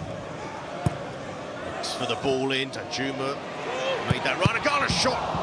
Well, that was blocked. The free kick goes Palace's way, but some power behind that from Ghana. Yeah, great strike. Jimmy Garner there, just popping up as the ball just springs out, and he really struck that well, perhaps straight at Henderson. Did get a little block in before then. Yeah, one goal this season in the Premier League for James Garner. He's part of England under-21 squad that won the Euros in the summer. As did Jared Branthwaite. He goes long. It's actually a good press structure from Everton. They just give the opposition Palace enough space to think that they could fiddle it through the middle and then just pounce. It's very well organised. We've seen a lot of that this season from Sean Dyche's team. Well, Lerma there going up with Onana, who's the man who ended up on the floor. Although Sean Dyche not too happy with that one. Just having a word, Sean Dyche, with Palace's bench. And he certainly had to be combative in that midfield area, Onana. Yes. Returned timely, of course, with the injury to Sergei. Virginia. Calvert-Lewin, who does win the header, so good in the air. Dominic Calvert-Lewin. That's a good example. Everton use every free kick from within their own half as an attacking free kick. Get bodies up there, try and get second ball, but it's just not quite happened yet. But it does get them a lot. Get them up on the edge of the opposition's area and with the bodies around. Sean Dyche in conversation with his assistant Ian Wone. I can assure you Ian Wone would have scored that free kick that Eze had earlier. So far, I wouldn't expect much time added on in this first half. We haven't needed to call upon VAR so far. Here's McNeil. Branthwaite again, wrestling with Mateta. Ishlam onto Mateta. Will he get through? He might do, you know. And Coleman rescued the situation. Of course, appealing for a back pass there, but that was certainly him on the cover. Yeah, great reaction from Coleman. He just sensed the danger. Mateta was going to get himself through. It's an opportunity for Palace. This time it's really opened up. Once again, Mateta, though, really doing a fairly decent job, actually, to the feathers of Tarkowski and Branthwaite. Just needs more support up there.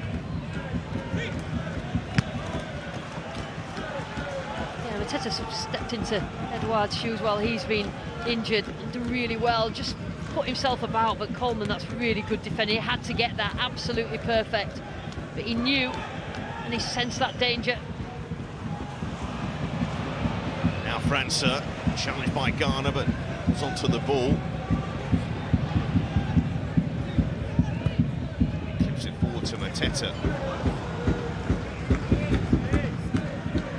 So shown glimpses, hasn't he, França?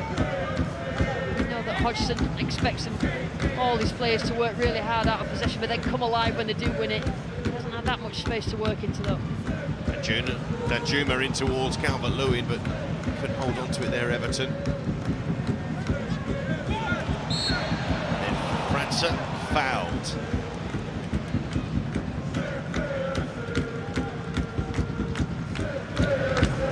You can hear that constant drumming. It is coming from that corner of the ground. Or should I say behind that goal in the Still Road end. Most vocal for Palace support.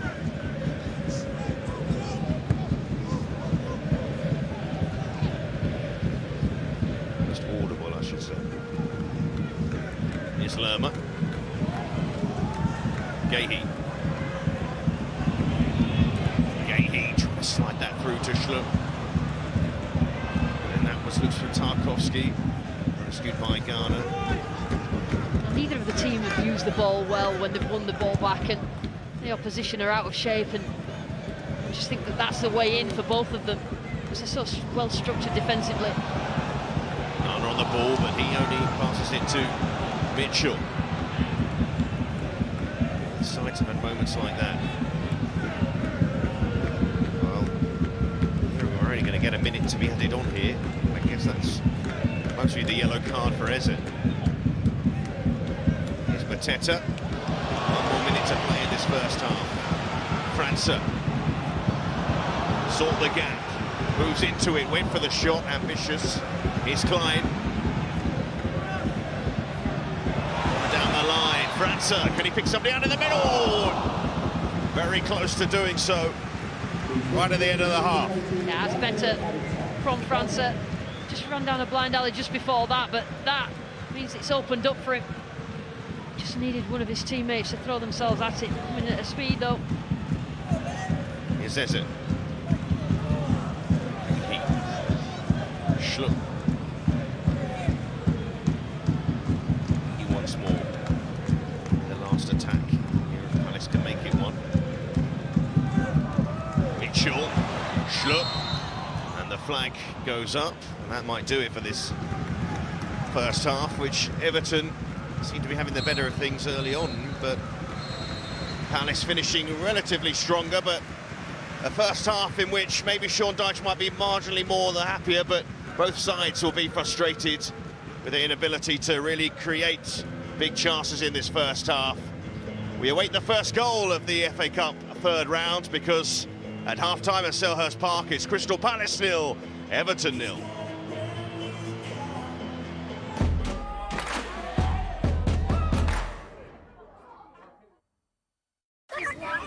And lava, I don't be last.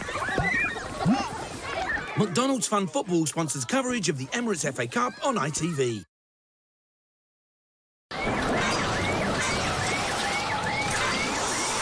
Looks like it's a stormy night in Admouth. Oh, that'll be Mr. Pandy. Luckily for him, his house and car are insured with Admiral.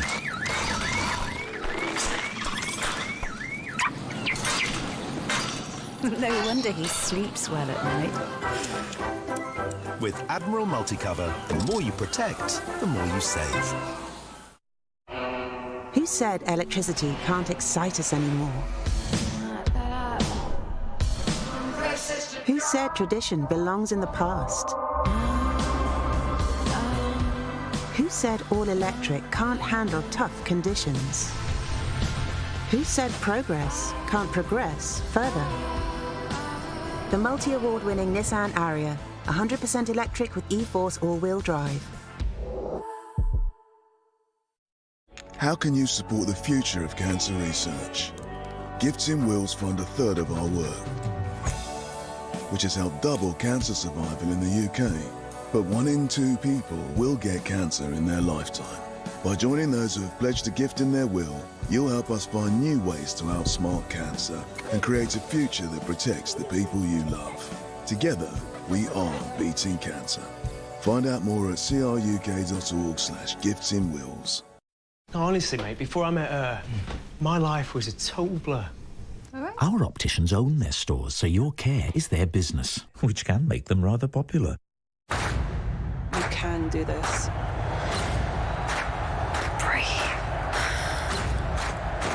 Timing is everything.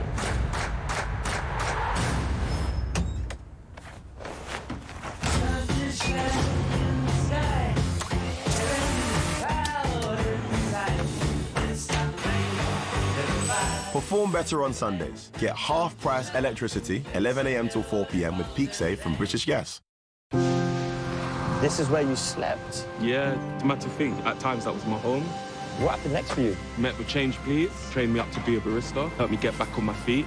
I wouldn't be who I am today if it wasn't for Change Please. What was your health like when you was homeless? It wasn't too good, man. At one point I got tooth infection. Tell me a bit about this bus. It's a partnership between Colgate and Change Please. They offer dental services to people that are homeless. It's a small step that's going to help us all smile again. When you stop smoking, good things start to happen. You no longer need 12 air fresheners. You get closer to that holiday. Your hands get kept busy in other ways. Yes! Like finally winning against your son. And things start tasting better. Even my cooking. No, not what you think. Date night. Make 2024 the year you quit. For free support, search Smoke Free. As an accountant, I've done quite a lot of running. Mostly running late, running out of money to pay my rent, or running to catch a train. So after a decade of running, I still want the big city job. Which is fine as the big city.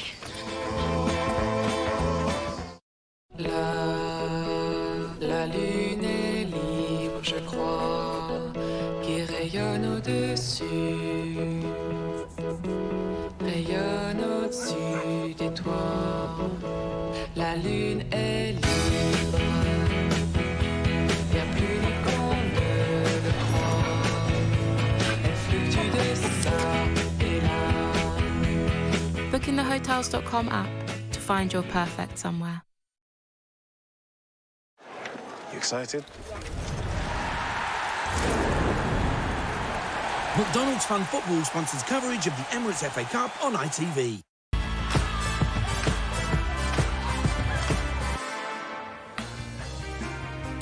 FA Cup action here at Selhurst Park. The rain has eased off ever so slightly in South London, but no goals to report so far. Both sides have had a go. Just the one shot on target for Everton, none yet for Crystal Palace. Second half still to come. So, Eni Aluko is alongside me, so is Joby McAnuff. What do you think so far, Eni?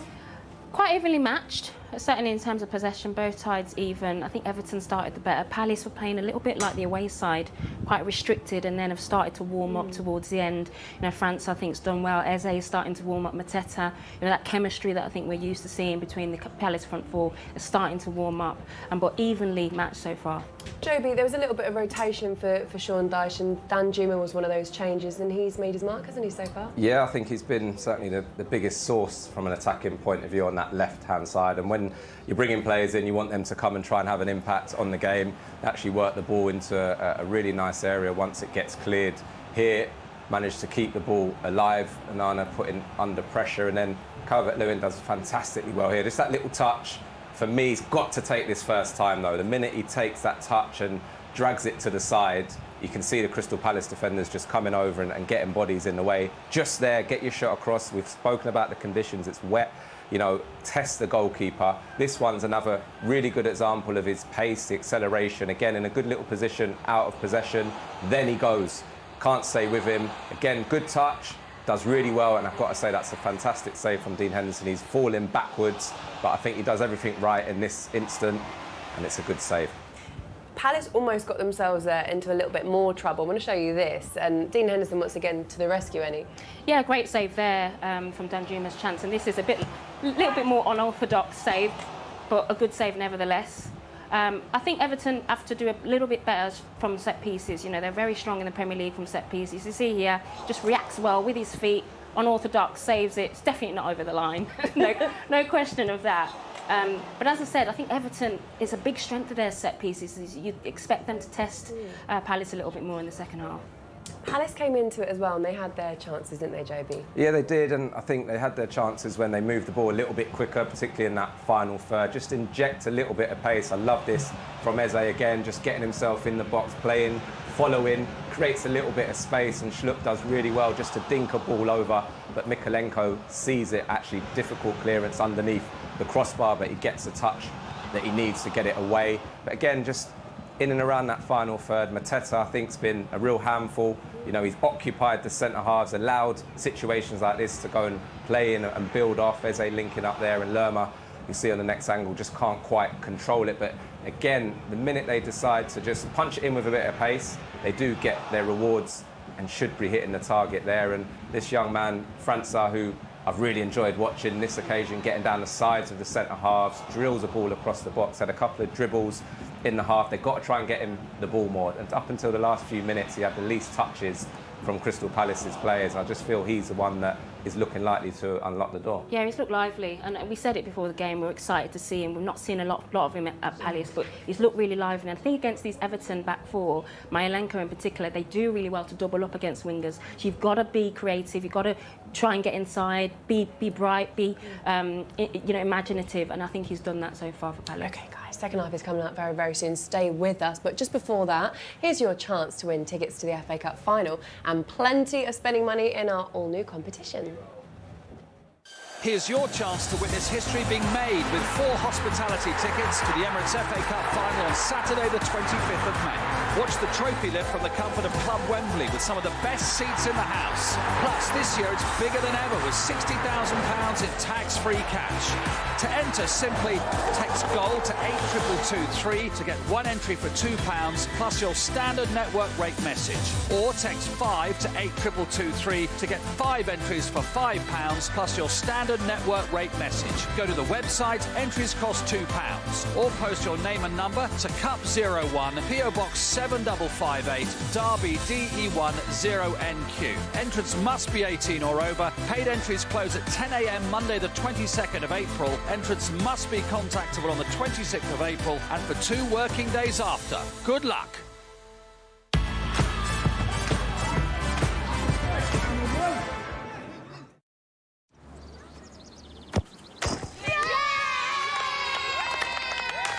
McDonald's Fun Football sponsors coverage of the Emirates FA Cup on ITV.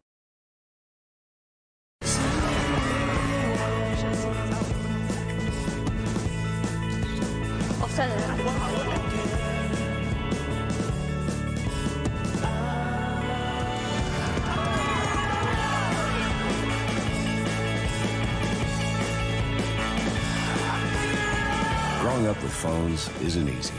EE Learn has free tools to help for every kid on any network. Search EE Learn. What makes a Tempur mattress so special? Is it the NASA technology that we developed into our unique Tempur material? Or that it helps you get that true, restful sleep? Tempur, a mattress like no other. Available at stores nationwide.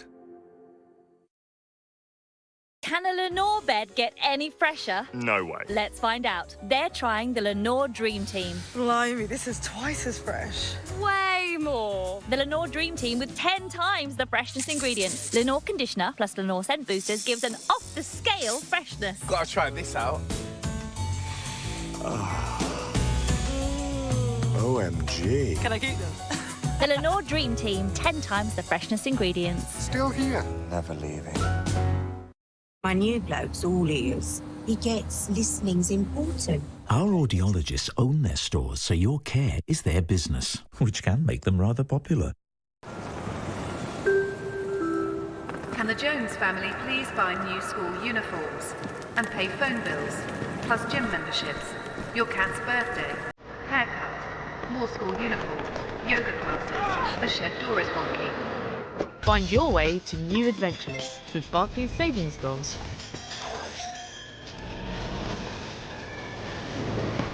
Right, who's got the passport? Barclays. Make money work for you. LV have always made it simple for me to get great value car insurance. So I can get their cover from just £299. And if I'm hit by an uninsured driver, I won't lose my no-claim discount. Because insurance is simple when it's me and LV. Get your car insurance quote today. Go direct to lv.com. At Morrison's, more than 1,000 prices have been locked low. Everywhere you look.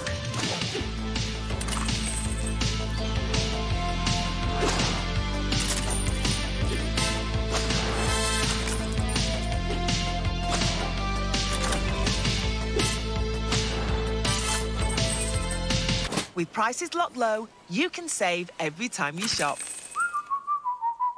More reasons to shop at Morrison's. As an accountant, I've done quite a lot of running.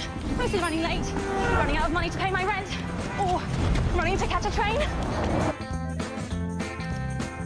So after a decade of running, I still want the big city job. Just fine as the big city. When you stop smoking, good things start to happen. You no longer need 12 air fresheners. You get closer to that holiday. Your hands get kept busy in other ways. Yes! Like finally winning against your son. And things start tasting better.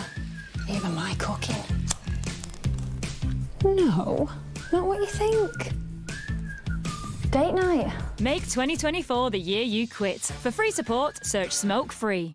All Motorpoint cars are subjected to the most rigorous of checks, come with a warranty and a price match promise. There's no car like a Motorpoint car. You guys are cops? You guys are robbers? Go. That's it, just coming back in, Chase. McDonald's Fun Football sponsors coverage of the Emirates FA Cup on ITV.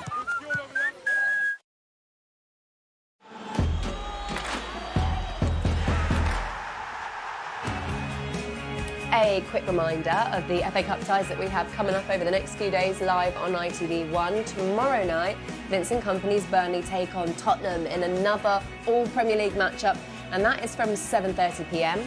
And then at midday on Saturday, we'll be at the Stadium of Light for the much-anticipated Weird Time derby. This is going to be massive. Sunderland hosts Newcastle, don't miss that one.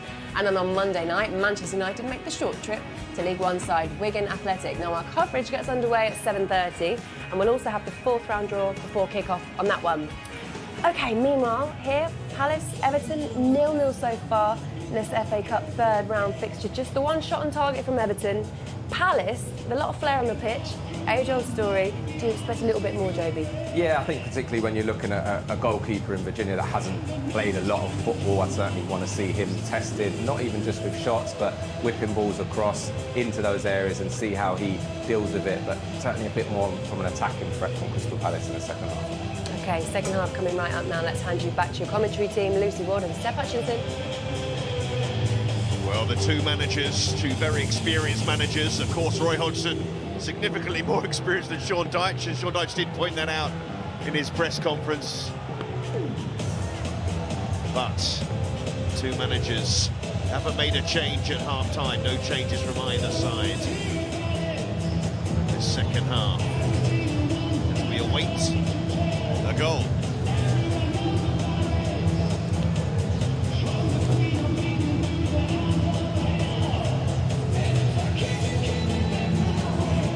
Premier League, these two sides in positions where they still concerns about, of course, staying in the division, but an opportunity with the FA Cup here. 10 games until Everton play again, longer until Palace play again. Yeah, they've got that break, haven't they, both teams? I just think you look at Palace and the way they finished off the first half. You know, can they make the pitch bigger? Can they be a bit more expansive? Get the dribblers on the ball one-on-one and isolate defenders? Been a little bit safe. I think safety first is the way that Roy Hodgson likes to play, but he's got players on the pitch who can just turn this match around. First to raid from Mateta. To Ronald Tarkowski now with this fine Franson.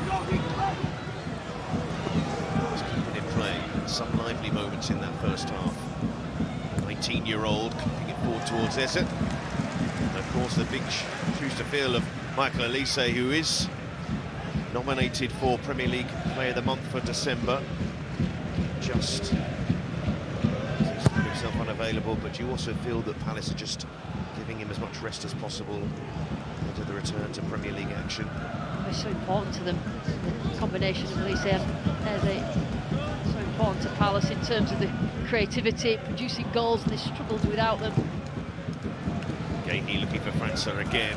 Mikolenko. That's the ball, a better one than that, but that sort of switch to just try and get França faced up to Mikolenko, 1v1, try and get something down this right-hand side. Klein getting there before Calvert-Lewin. Gahey.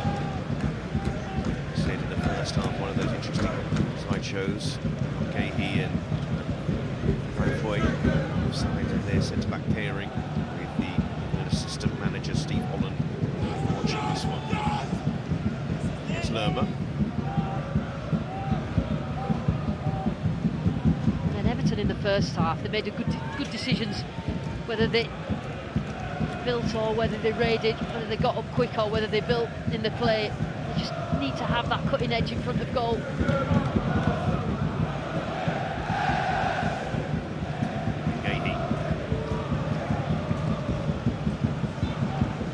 Teta, there's it. Try and anticipate where that flick on would go.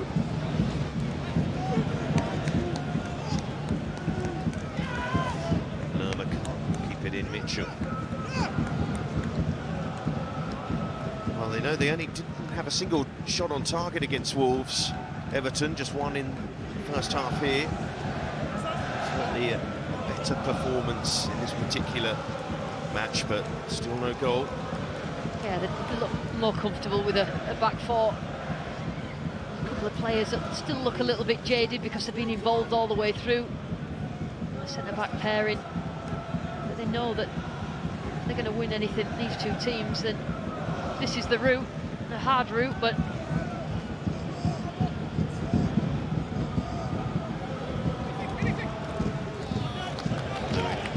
did say that guarantee he will not be a manager when he's Roy Hodgson's age, and he has told Roy that.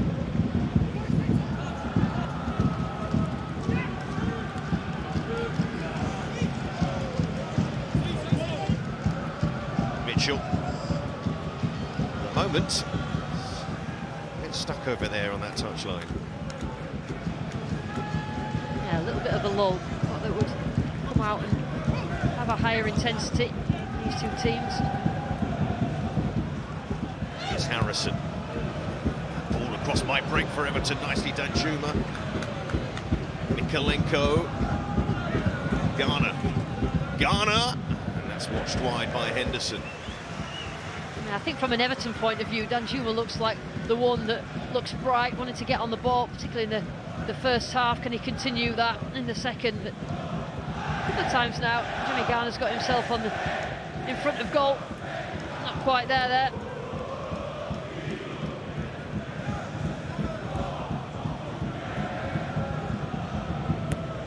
Mitchell playing it forward. McNeil, the pressure from Schlum. It's pressure that's led to Palace being able to break forward with numbers. França, Eze, drop of the shoulder, shot taken, Virginia gets it wide. Yeah, that's good play.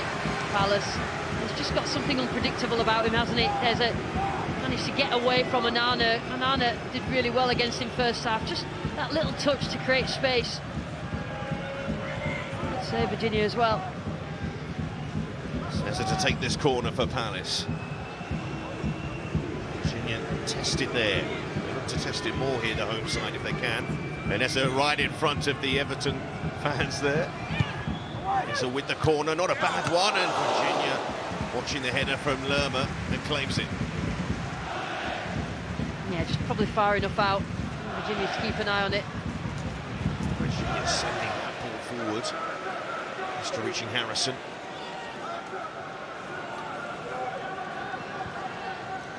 One of them, you think, for Everton will work out. One of them longer balls from Virginia.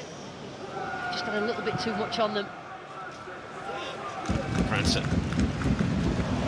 Nice turn there to try and get away from Mikolenko, stick to task, and ease him off the ball. Good defending in the end from the Ukrainian.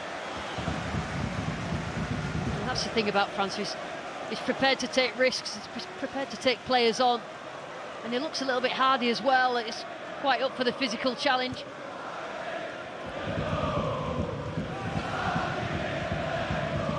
Branthwaite. He'll look for McNeil. Gahey. He was caught by Calvert-Lewin. It will be a free kick in the end. As we spoke about, Steve, on watching Gahey and Branthwaite, but of course Dean Henderson as well. Sam Johnston was in the England picture as a third-choice keeper, but not available at the moment. So Henderson will be one of those goalkeepers maybe looking to get into the mix, especially with Ramsdale not playing for Arsenal at the moment. Yeah, getting minutes on the pitch, getting herself established as a first choice again. That's exactly what Dean Henderson wants.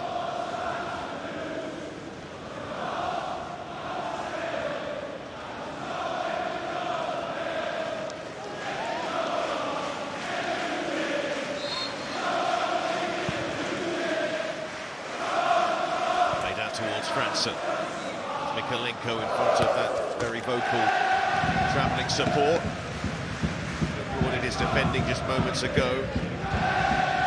And they would love another cup run, we know Absolutely. that. Absolutely, and they've seen their team in a Club United since the points deduction. Record in this competition. So reach that. Eze, Klein, Anderson, Eze, touch football to Richards, Mitchell. That's going to run away from Lerma. You feel like something's going to happen for Palace. Eze needs to be on the ball, França on the ball, and Mateta involved. Yeah, they're getting the ball to França a little bit earlier in the second half. A little bit more direct down that right-hand side, because they know that they can put him up to Mikalenko. Mikalenko's actually defended quite well against him so far. Well, both these sides obviously wanting to progress. One thing they both don't want is a replay. Absolutely not. Hopefully, because we do get a winner tonight. Henderson. It goes to Mitchell.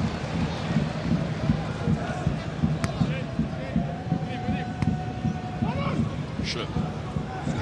Just a bit bigger gaps between the units of Everton now, which Palace are exploiting. It's quite the turn from Gahey.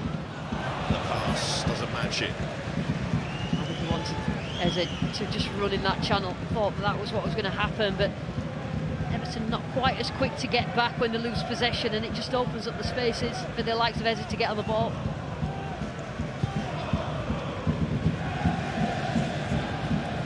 Tarkowski.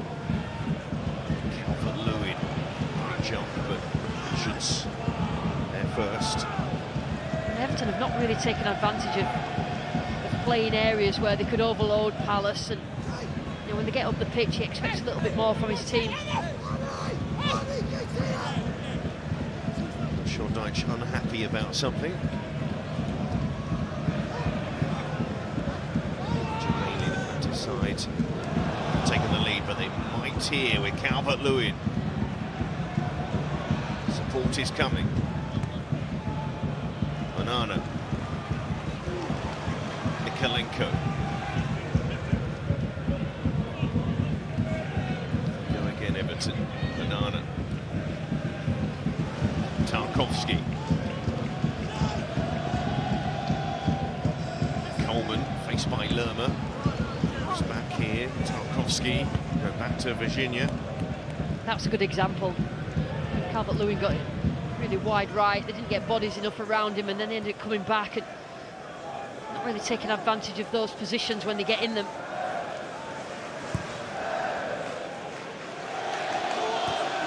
Coleman. Harrison. On to Garner. McNeil. Comfortable on the left. The cross is towards Calvert-Lewin. Onana. Danjuma.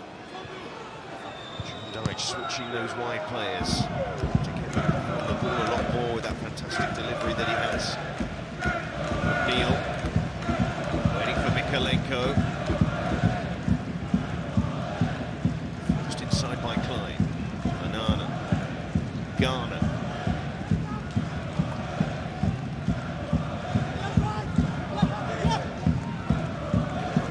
probing Everton here. Harrison. It's good defensive work by Palace, just not letting any space through to receive. Mikalenko, though, has to get that in. Richards dropping into that position again to protect that defence. Here's Anana. Coleman. And that's going to run through for Klein here. He's hoping Henderson might take that. Comes to nothing. Of course, Lucy, we have two sides here. Defensively can be very well organised. Two managers who know how to organise a defence, that's for sure. Yeah, defence first, you know, working hard out of possession, and then you can build on that as a platform. And when you get two teams like that facing each other, then, you know, when you do get a chance, you've got to make the most of it. And I think the quality in the final third has not quite been there for both teams, particularly Everton, who had the majority of the ball in the Crystal Palace's half in the first half. Hodgson signaling to his side, they're gesturing to his team there. More threatening here if they can, but Coleman to Danjuma, onto Calvert-Lewin. The bodies flying forward into that penalty area for Everton, might reach McNeil. Klein's header, maybe not the best. Harrison trying to fashion room for the shot. Away by Anderson. Telling Virginia to go back. Got this one. Tarkowski. And that almost again not that far away. Now that's the ball into that inside channel. Again, just not quite. It has to be absolutely perfect because of the space that Palace don't leave behind the back line. Dean Henderson wise to it. Mitchell. The Mateta. Tarkowski cuts it out. Schlupp. Will be a free kick to Palace. Anana disagrees, of course. Yeah, he's done all right today, Anana. He's had to work really hard. Kept us quiet in the first half, but just a little bit too eager, and it gives Palace an opportunity to throw the ball in the box.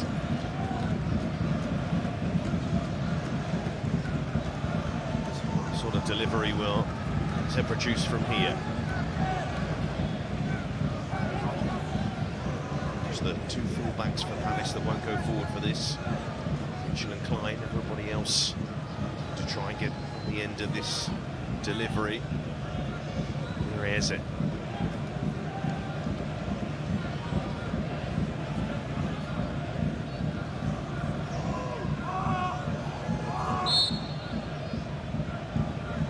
Essek.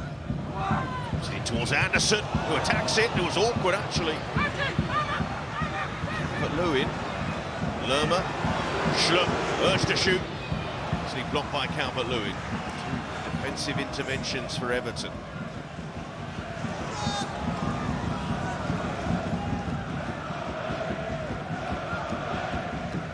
Lerma will leave this for Klein. Bood, former Liverpool links for Nathaniel Klein. Anderson. Swung into the back post, Mitchell. Can't get that under control. Yeah, caught completely in two minds, Mitchell. He got himself in a good position. Actually, Everton did really well defensively because Anderson just couldn't get a clear header. Virginia reacted quickly. You know, can this be the way through in this game and break the deadlock? A set piece. Both teams defending well. Here across to Anderson. So pulling away. Get the ball. Klein. Look for França now. Mikalenko will allow this to run behind. Well, if only they could call upon a prime Mark Bright to find an opening here, Crystal Palace. Alongside Steve Parish, who know that win over Brentford would have felt timely. Just despite that big point to Manchester City, it's victories that Palace have needed recently. Mikalenko, Harrison, trying to put pressure on Anderson. And Anderson dealt with that so calmly. Both of Palace's centre-backs very good at that. Klein inside, França. Little ball inside to Schlupp. Eza got that one wrong though. little moments like that, some link-up play, but it's in the case that final ball. Both teams fully committed to defensive aspects. Calvert-Lewin with room and a chance to shoot. And that effort is tame in the end for the Everton striker there. Big chance for him, really. Yeah, not really at the top of his game confidence-wise, Calvert-Lewin, but it's a great run, showing his pace, showing that he can just drive straight at goal. And Henderson held his nerve. It wasn't enough to worry the goalkeeper. He's tied his hair back up now. Dominic Calvert-Lewin off for that chance. Not quite the Haaland effect there. Here's Harrison.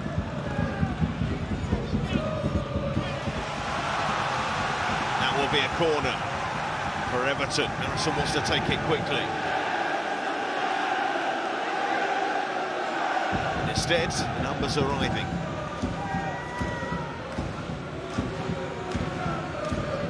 The in-swinger from Ghana. Front of the Palace fans.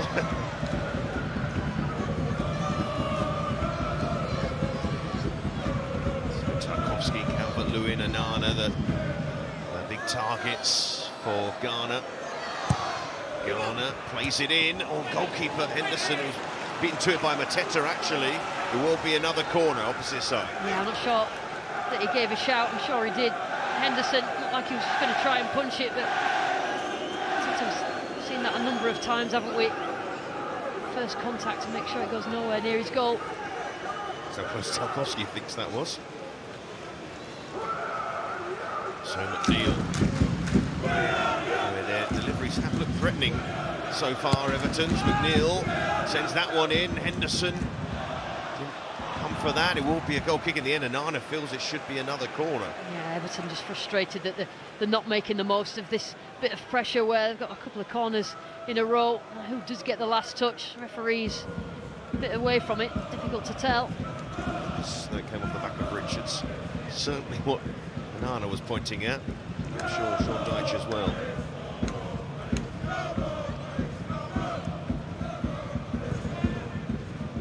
Palace deciding to play it short from the goal kick. In the end, Mitchell just plays it long, or tries to play it long. Yeah, Palace just missing that creativity in central midfield. Richards did so well as a defensive-minded player sitting in front of the two centre-backs, but just that quality to spray the ball about like a quarterback, spraying the ball wide. Usually get that from the likes of Anderson. One from Gahey. Schlupp. A ball sent long by Mitchell, looking for Mateta. Branthwaite reads it again, working one in a pill with Tarkowski, but Branthwaite with that challenge. That was very close. Maybe the first intervention for VAR as Everton come forward. McNeil, Mikalenko. And we're just getting to his feet now. Mikalenko. Oh, and that's awkward for Anderson. It will be an Everton corner, but they've got interest in the other end. Yeah, just looking at the referee and asking about that earlier one as a free kick, but probably the first mistake that Anderson's made. He's been solid, ran into each other. Well, certainly Lerma came off the worst. It was a big physical specimen, Branthwaite. Just outside the area in the end. But it was very close for Branthwaite. Not that he was that worried, actually. He's up for this corner for Everton. McNeil. Looked dangerous.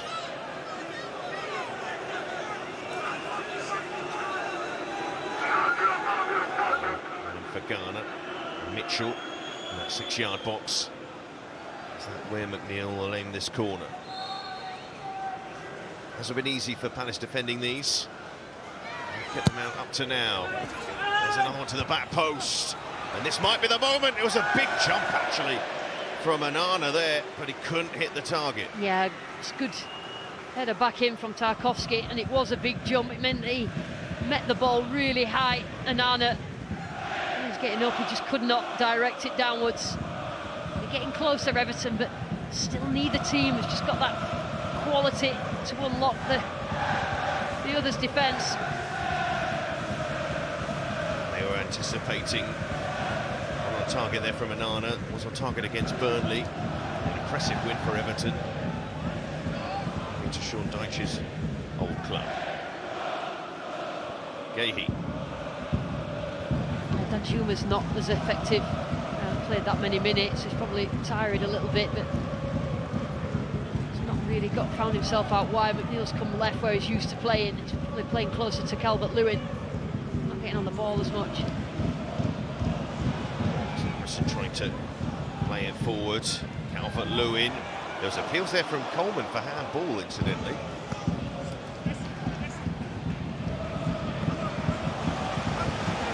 Branthwaite.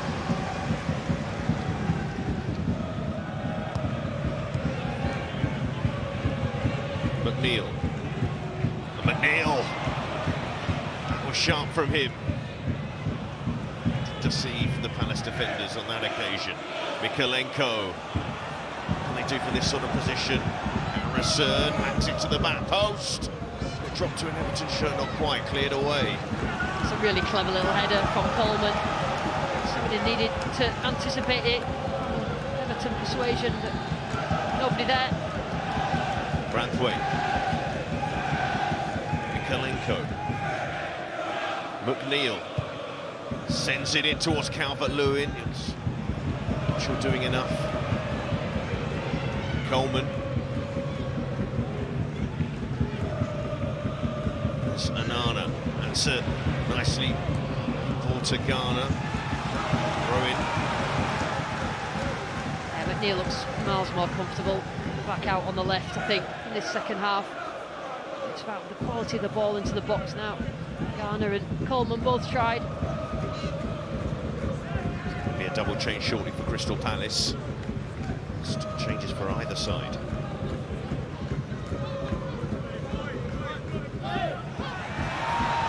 Harrison. Onana playing that ball back. McNeil.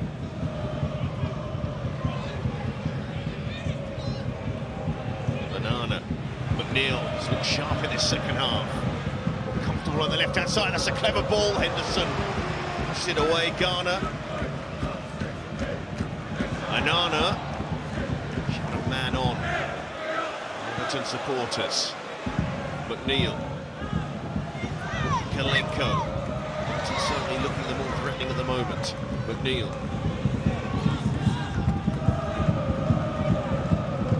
Just wrestled the initiative back for Palace. A little bit stronger at the start of the second half. Onana trying to find Calvert-Lewin. There's Eze, but he can't find or really get his passing going tonight so far. This is Coleman. Danjuma. More change for Palace waits. It's like a Hamada. Hughes is down there as well. Branthwaite.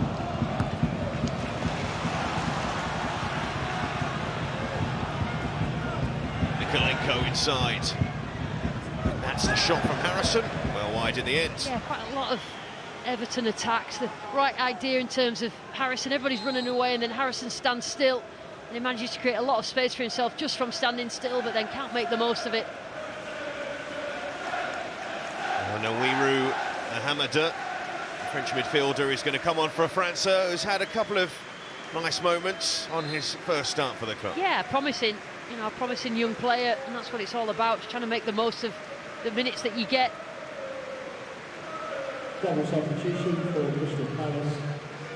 Hamada really been able to hold down starting place in this Palace side, with Toure out as well. Will Hughes in for Schlupp, straight into that midfield. Will Hughes won't be the sort of player to sort of provide any overlapping runs or anything like that, but a decent ball player. With Onana down, a chance for us to mention a busy weekend in the FA Cup third round for ITV and ITV1 tomorrow night. Spurs host Burnley, Sean Dyche's old club, 7:30 p.m. And then that part of the world, such a huge match between Sunderland And it must be said, an out-of-form Newcastle United. Is there going to be a shock on the cards there? 12 p.m. for that one on Saturday. And then on Sunday, Wigan hosting Manchester United on Monday, 7:30 p.m, when we will have the draw for the 4th round. At the moment, both of these sides will be in that draw. Waiting a date for a replay, unless we find a breakthrough. Yeah, Will Hughes just adds a little bit of energy in that central midfield. Ryerson waited until 70 minutes to make the change. So if they can just produce something, Palace, themselves back into this game, because the momentum certainly with Everton the last 10 or 15 minutes. Lewin headed that into the back of Klein. And Onana back on the field for Everton. They get to make change themselves. Sean Dyche doesn't tend to make that many substitutions, I think, this season as well. They've not always worked in his favour. Change the rhythm of the game.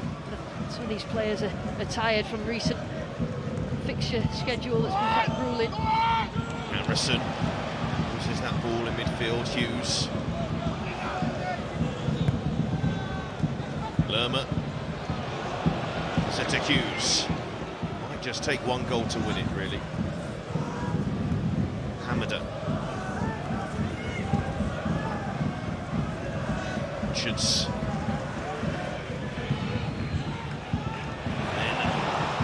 Was running into trouble. Anderson passing that straight to Tarkowski. Now then, Everton have options. Onana trying to slide it through. Is this the moment? Oh, straight to the goalkeeper from Dan Juma. It broke nicely for him. Yeah, he's been the heart of a lot of things that Everton have done positively, but have not really tested Henderson.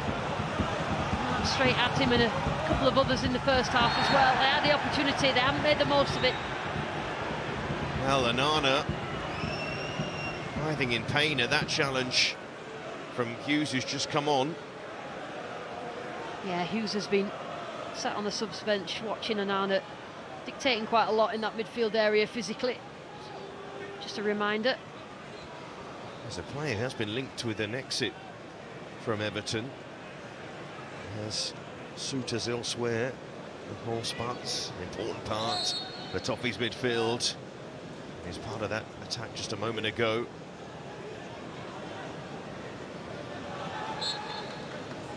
Virginia.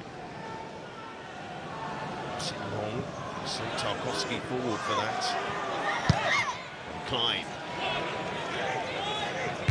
Mikolenko, squint under the floodlights there. Hughes. Mateta wrestling with Tarkowski. And it's funny, it's taken Branthwaite and Tarkowski to really try and work in tandem to deal with Mateta. Yeah, he certainly occupies both centre-backs, Mateta. Well, a lot of the work that he does is when they've not got it, but it gets his body in the way and puts them under pressure physically. So I think Tarkowski enjoys that battle though as well. He does. Here's Hughes. So won't reach that. Coleman is there. McNeil playing it forward. Calvert-Lewin does well. Calvert-Lewin. McNeil. Still McNeil. Harrison. It's cleared away with Klein down at the moment. Just looking at the challenge on Nathaniel Klein. Just too many bodies in the way there. Calvert-Lewin did really well initially to make sure the ball stuck near him. Just got at the back of his head, he knew he just had to get something on it. His foot's quite high. Not sure how much connection. Yeah, a little bit of just brushed him, didn't it? It's a sore one for Klein though. It's always difficult with those sort of challenges because the studs were up, but how much impact from the replay didn't seem to be too much, seemed to clip the shin, yet for Klein it certainly caused him a problem.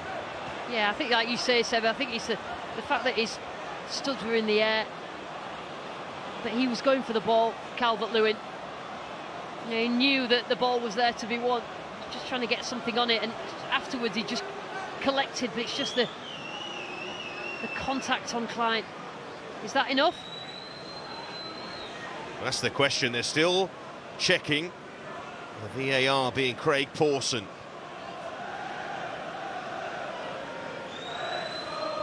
With support from Michael Salisbury in the VAR room. And still Calvert-Lewin. Waits to see. But I think Everton want to substitute Calvert-Lewin. But I wonder, it has to be held off, you would imagine. Yep. And we're hearing it's going to be recommended for an on-field review for Chris Kavanagh. So they may not be able to make that substitution. Just looking at Calvert-Lewin now, he can't quite believe it.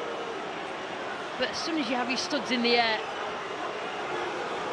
and you're risking this reaction, referee going to see it, and we talk about seeing things in slow motion. You knew what Calvert-Lewin's trying to do. He's trying to grab hold of the ball like he ended up doing, but in the process of doing that, he catches Klein. I don't know if it's just me, but I'm not sure there's enough in that. Like, that looks bad. When you play it slow motion like that, it looks bad, but I'm not sure there's enough in that. Seb, don't sit on the fence. You know you're thinking red card, aren't you? Well, we are right above the Everton fans in the Arthur Waite stand, who are not far away from Chris Kavanagh as he checks this and has a fair few looks at it. Of course, the stud's up from Calvert-Lewin. Contact, not much contact. But the contact, well, it was enough to cause Klein an issue, and he's going to go here. Well, Dominic Calvert-Lewin is sent off in the FA Cup. And VAR has been pretty quiet so far, but it's come to life with this one. Yeah, I mean, the Palace fans seem really surprised. Sean Dyche's face is as I would have expected it. Well, the Everton fans have just watched it on the big screen and gone, how on earth is that a red card? And actually, I tend to agree with them. Look at Sean Dyche. You've got to look at the whole motion. He only just catches Klein, so in terms of the contact, there's not that much. But the discussion between the assistants was about the studs being up, and the contact was made, however much it was made. Calvert-Lewin has that long walk to the tunnel. Not much time left to play in this match, but how significant will that prove to be? They wanted to take Calvert-Lewin off because Beto about to come on. Danjuma instead the man to make ways. Wave goodbye there, Calvert-Lewin. And Beto will go into the front line for Everton. There's still a game to win here. Now, can Palace take advantage?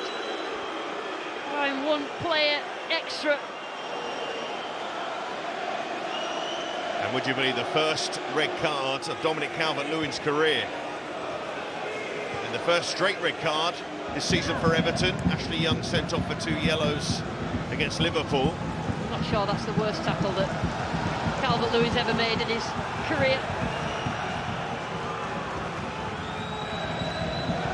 Gahey, so Palace now with the extra man for the last 10 minutes. And probably, in fact, definitely more than 10 minutes with that stoppage for the VAR check. Time to be added on. Hamada collect this to Everton. Players in the way. But it certainly changed the atmosphere in this ground at the moment. Yeah, I think when you replay the incident and the Everton fans react as they did, but Palace fans have to get behind their team. This is an opportunity for them to win this.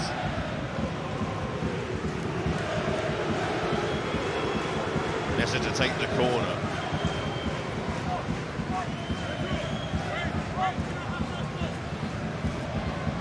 Roy Hodgson now thinking about the time left.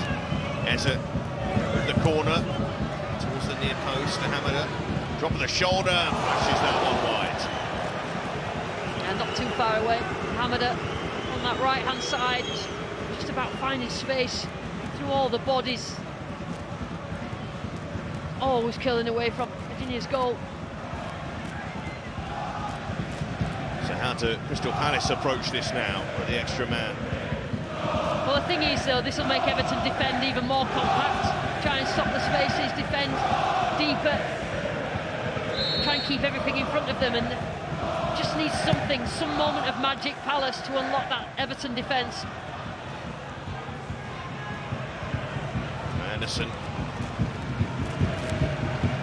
towards Henderson.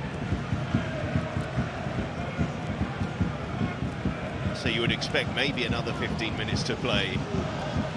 With Gahey going long to Hamada. There's more changes about to happen for Crystal Palace. Yeah, Roy Hodgson sent in. He could put some fresh legs on. And they win this game, get through to the next round. It's fair to say there are some unhappy Everton supporters below us at the moment.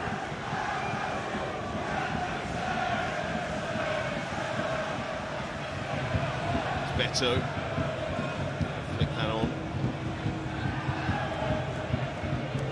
Game in which actually Everton were looking the more likely to find the net, although both sides struggling to really create too many chances in this game. Yeah, neither really want the game to go to a replay, I'm sure. But I guess Everton would probably take one in yeah. position. Banana. Beto. They might win it! Oh, it's over for Ghana. Best chance that from Ghana. Beto did really well, but just as a ball was coming across, he's always leaning and falling, and it just means that the ball goes up in the air. He knows how big a chance that is. Well, Hudson Edouard is going to come on here for Lerma, so to join Mateta up front. So Palace will certainly give this a go. They're also going to bring on the teenager David Ozo, midfielder, youngster who's made his debut for the club last season, but has picked up made a few more appearances in this campaign, and it's Klein to go off here. So you expect maybe Richards to go into the defence. Substitutions for Crystal Palace, replacing number 8 Jefferson Lerma and number 17 Nathaniel Klein. To be honest, Palace may as well go and not have as many at the back, because they could push an extra player forward. Is Richards going in between them or going into right back? I'm not sure. Sure they'll push Mitchell on. Yeah, maybe expect a 4-2-4, we'll see. Anderson. Gahey.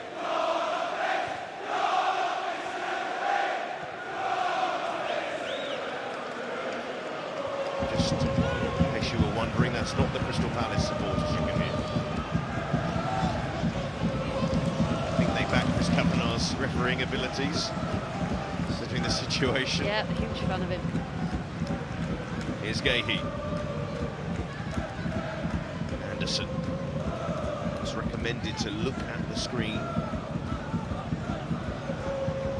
It's actually like a re-refereeing the incident, and I'm not sure that that's what it's supposed to be used for. Anderson pumping it forward. Eza! And the block was pretty big, to say the least, back there for Everton. Combination of Coleman and Tarkowski. Tell you what a touch. And there's a great first touch. Ball coming over his head. And in the corner, they tried to take it quickly, but it's going to be a goal kick. Great block between the pair of them. Tarkowski. It's a disagreement actually between Mateta, who feels that Everton are time wasting, but really treatment needed here, and Coleman making that point to Mateta. I mean, it's taken this red card for this really to become a bit alive, fiery. yeah. He's gone off the pitch anyway, he's receiving treatment off the pitch, so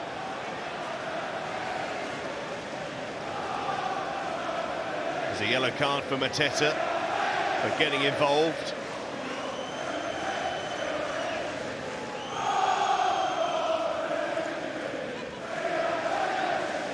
Being explained to the forwards by Chris Kavanagh.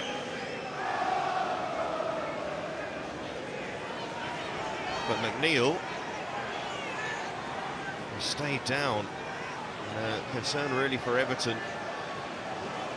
Which I think Coleman's still explaining this to Mateta. Of course, Mateta aren't happy because Palace obviously want to capitalise, but it's quite clear that Dwight McNeil is a problem. Absolutely. Shot over his head like he's in some discomfort or knows that something is wrong. And the last thing Everton want is another injury, particularly to a player who's been so effective for them this season. Well, they're down to 9 here, Everton. Have to play on with their man getting treatment behind the goal. Beto battling. That's what he does pretty well, but he can't win it. As Gahey. Now Palace have a 2-man advantage at the moment. Hamada. Richards. They are going to be forced into a change here. Everton. Neil is going to have to depart. Anderson goes long, sends it forward. Zezek. Mitchell. Also won't get to that. Beto. Just turns and does very well, wins a free kick. Good work in the end. Yeah, he's done well since he's come on. Beto just making it stick, just being that focal point, just trying to get his team up the pitch. Drawing the foul. Well, Andre Gomez is going to come into the midfield for Everton. There's also going to be some instructions for Ghana. I think from this sort of position, Everton will take the replay now, you would fancy. Still being treated behind that goal there, Dwight McNeil. I mean, he's barely really moved from that position. Yeah, and they were cutting his sock as well, so it could be quite serious. It's such a shame for him.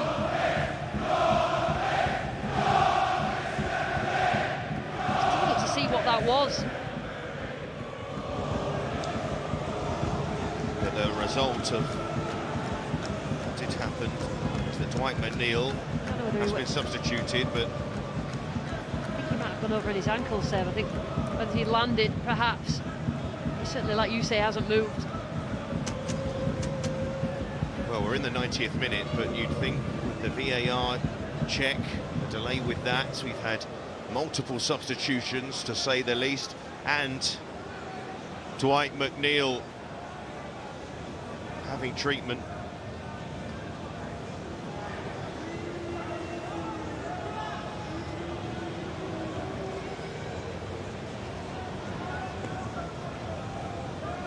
And I think the referee just wants to make sure that Dwight McNeil can be put on the stretcher safely here before play continues.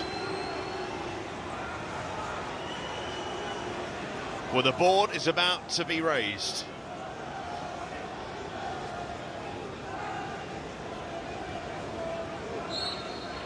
Nine minutes at the very least.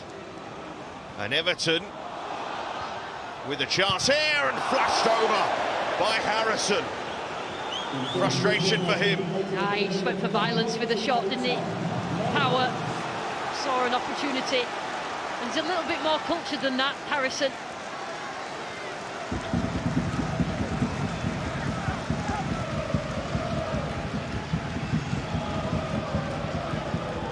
Here's Gahey. Now Eze controls that nicely, but just wouldn't sit up. Fall for him. Coleman defends it well. Some good touches though in this second half. Yeah, good runs beyond, which is what they were missing in the first half. It's there to Ozo. Worked on to Mitchell. Mitchell won't be able to hook his foot around that one. I'm sure you've noticed that it's raining in this match. Again. There was a downpour before kick-off, at least a couple of hours. Heavy rain. But these Premier League pitches, no threat to this match being called off at all. Of course, again from the Everton Everton support and some Palace fans around that bench as Dwight McNeil is carried off on a stretcher. Need to see if the situation he's in going forward. Mikolenko to Beto, there's Anderson. Hughes. Hamada.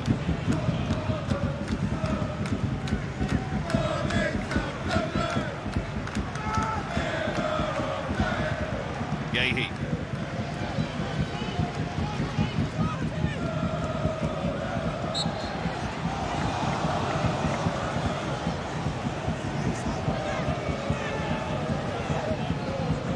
Leicester's going to take this free kick for Palace. They have the man advantage. And Anderson forward for this free kick. Swing for the ball. Sent in towards Richards, goes up, Ramthwaite, strong header. Harrison looking hard. Ozo does well. He's done well. Ozo came on against City and did well in the first half. Mitchell.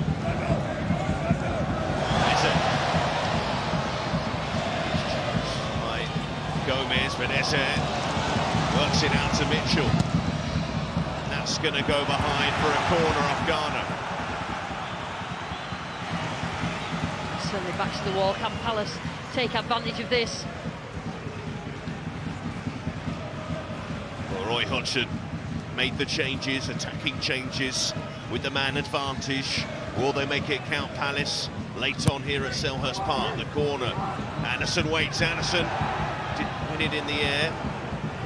It goes, Edouard. That's not a bad ball. Heading for Ozo. Just wouldn't reach him. Harrison. Gomez. Harrison won't reach that. Hamada is there. In goes Gomez. Beto. Can't keep that in.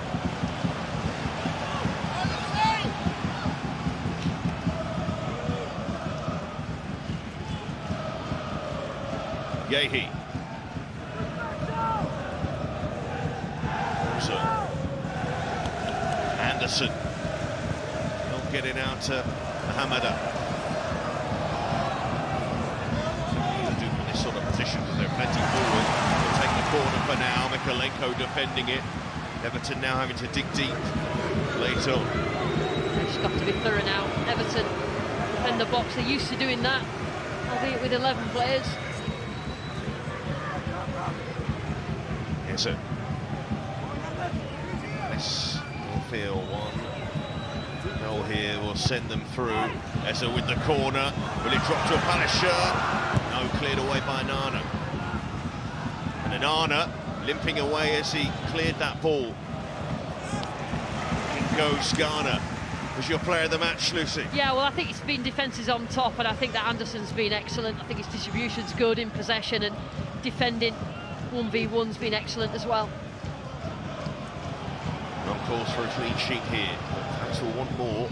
That'll be the side now that will push. Try and find a winner. And Edouard, a loose flick on. Coleman. Still working hard. Beto putting pressure on Anderson. And Beto wrestling with Anderson, not really enough there at first glance. And not enough according to Chris Kavanagh. It's already been checked and cleared, that particular incident. Here's Mitchell. And Mitchell, can he send it in? Eze. Into from Ramthwaite. Hughes. And that will be Virginia's. Just not been enough quality in either box. Beto's actually done well since he's come on physically. Been difficult to deal with. Probably not enough in that for me. Anderson just holding on. You've got to let go at some point. Did enough in the end, the Palace centre-back. Mikolenko forward. There's nobody there to try and win that one. Gahey. Still got 3 more minutes to play. Anderson. Mitchell wants that ball. It's playing towards him and it will reach him as well. Here's Eze.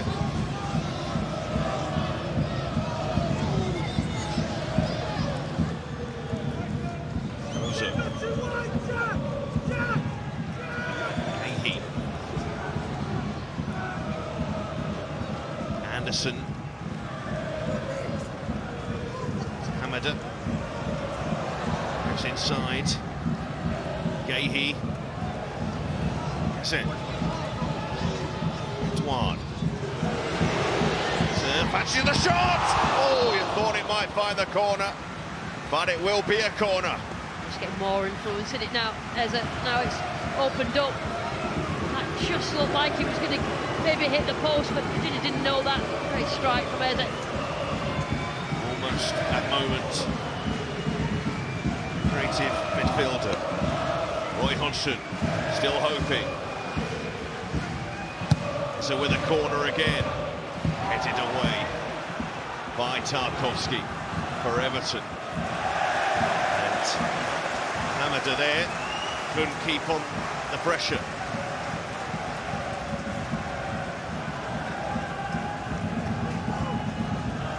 And no rush here for Mikalenko.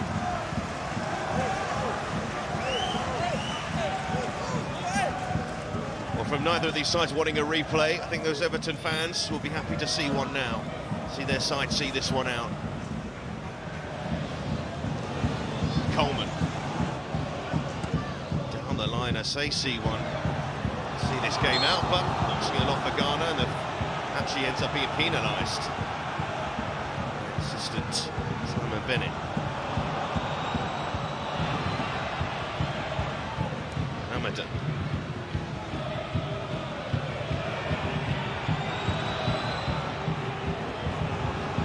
Gahey, is there time for one more attack? Gahey might be the last attack here for Palace. Mikalenko away, and these two will do it all again. A stalemate at Selhurst Park, smiles between the two managers. A game of not many chances for either side. The big moment, really, Dominic Calvert-Lewin sent off after a VAR review, and so for Sean Dyche, he'll take this result in the end. Both these teams will be in the hat for the draw, because they'll have to play each other for right to play in round 4. The final score at Selhurst Park, 0-0.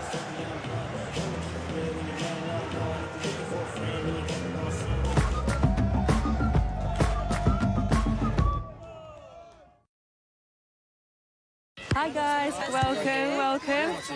You enjoyed it? McDonald's Fun Football sponsors coverage of the Emirates FA Cup on ITV. As an accountant, I've done quite a lot of running. Mostly running late, running out of money to pay my rent, or running to catch a train. So after a decade of running, I still want the big city job. Just minus the big city.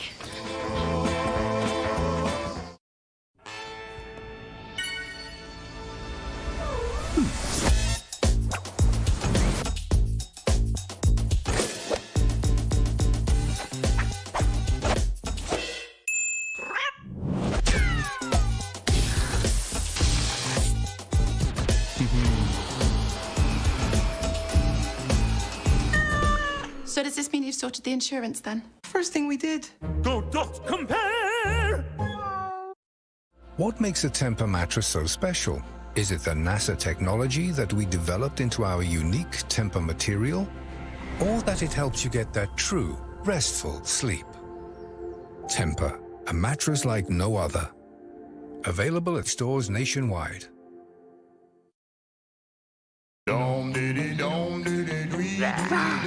LV have always made it simple for me to get great value home insurance. So I can get cover from just £179. That's got to be good news. And their 24/7 emergency helpline lets me look after what matters to me. Because insurance is simple. when it's me and LV. For great value home insurance, get your quote today at lv.com. Who said electricity can't be bold?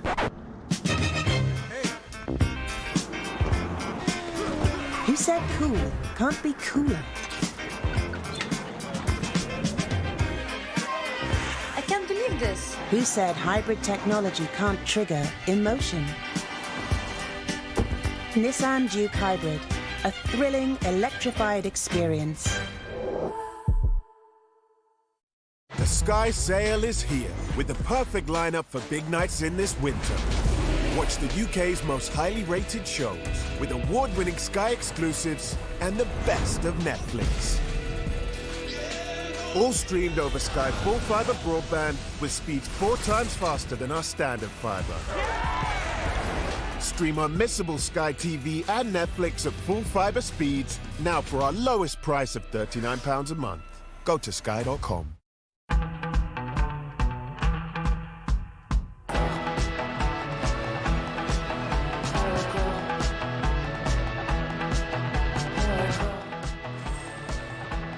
All-inclusive to over 140 destinations. Live happy on a Marella cruise at All Protected.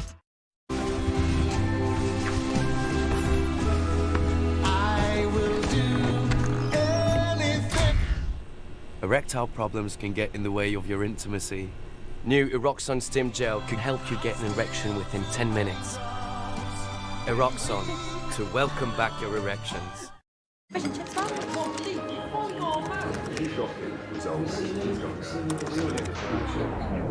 Who you got next? You know, quite frankly, I think this is taking way too long. Oh, lad. Who you got walking it all out? That'll be us, Eric. Give any game an epic boost and get up to twice the prize when you build your odds. Hey. Who you got? William Hill. It's who you play with. Make that holiday feeling even sweeter with the perfect travel insurance for your trip. Go.compare!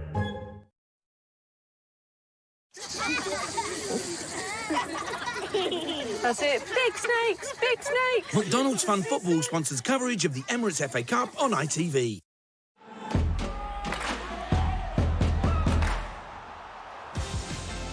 A 0-0 draw between these two teams, but perhaps the drama in this moment, Everton down to 10 men. Chris Kavanagh goes to the screen as VAR intervened to check this challenge. Dominic Calvert-Lewin on Nathaniel Klein. He sees red for the first time in his career, blows a kiss to the faithful here at Palace. Let's hear from his captain, Seamus Coleman, with Gabriel Clark. Seamus, was that a mini test for resilience?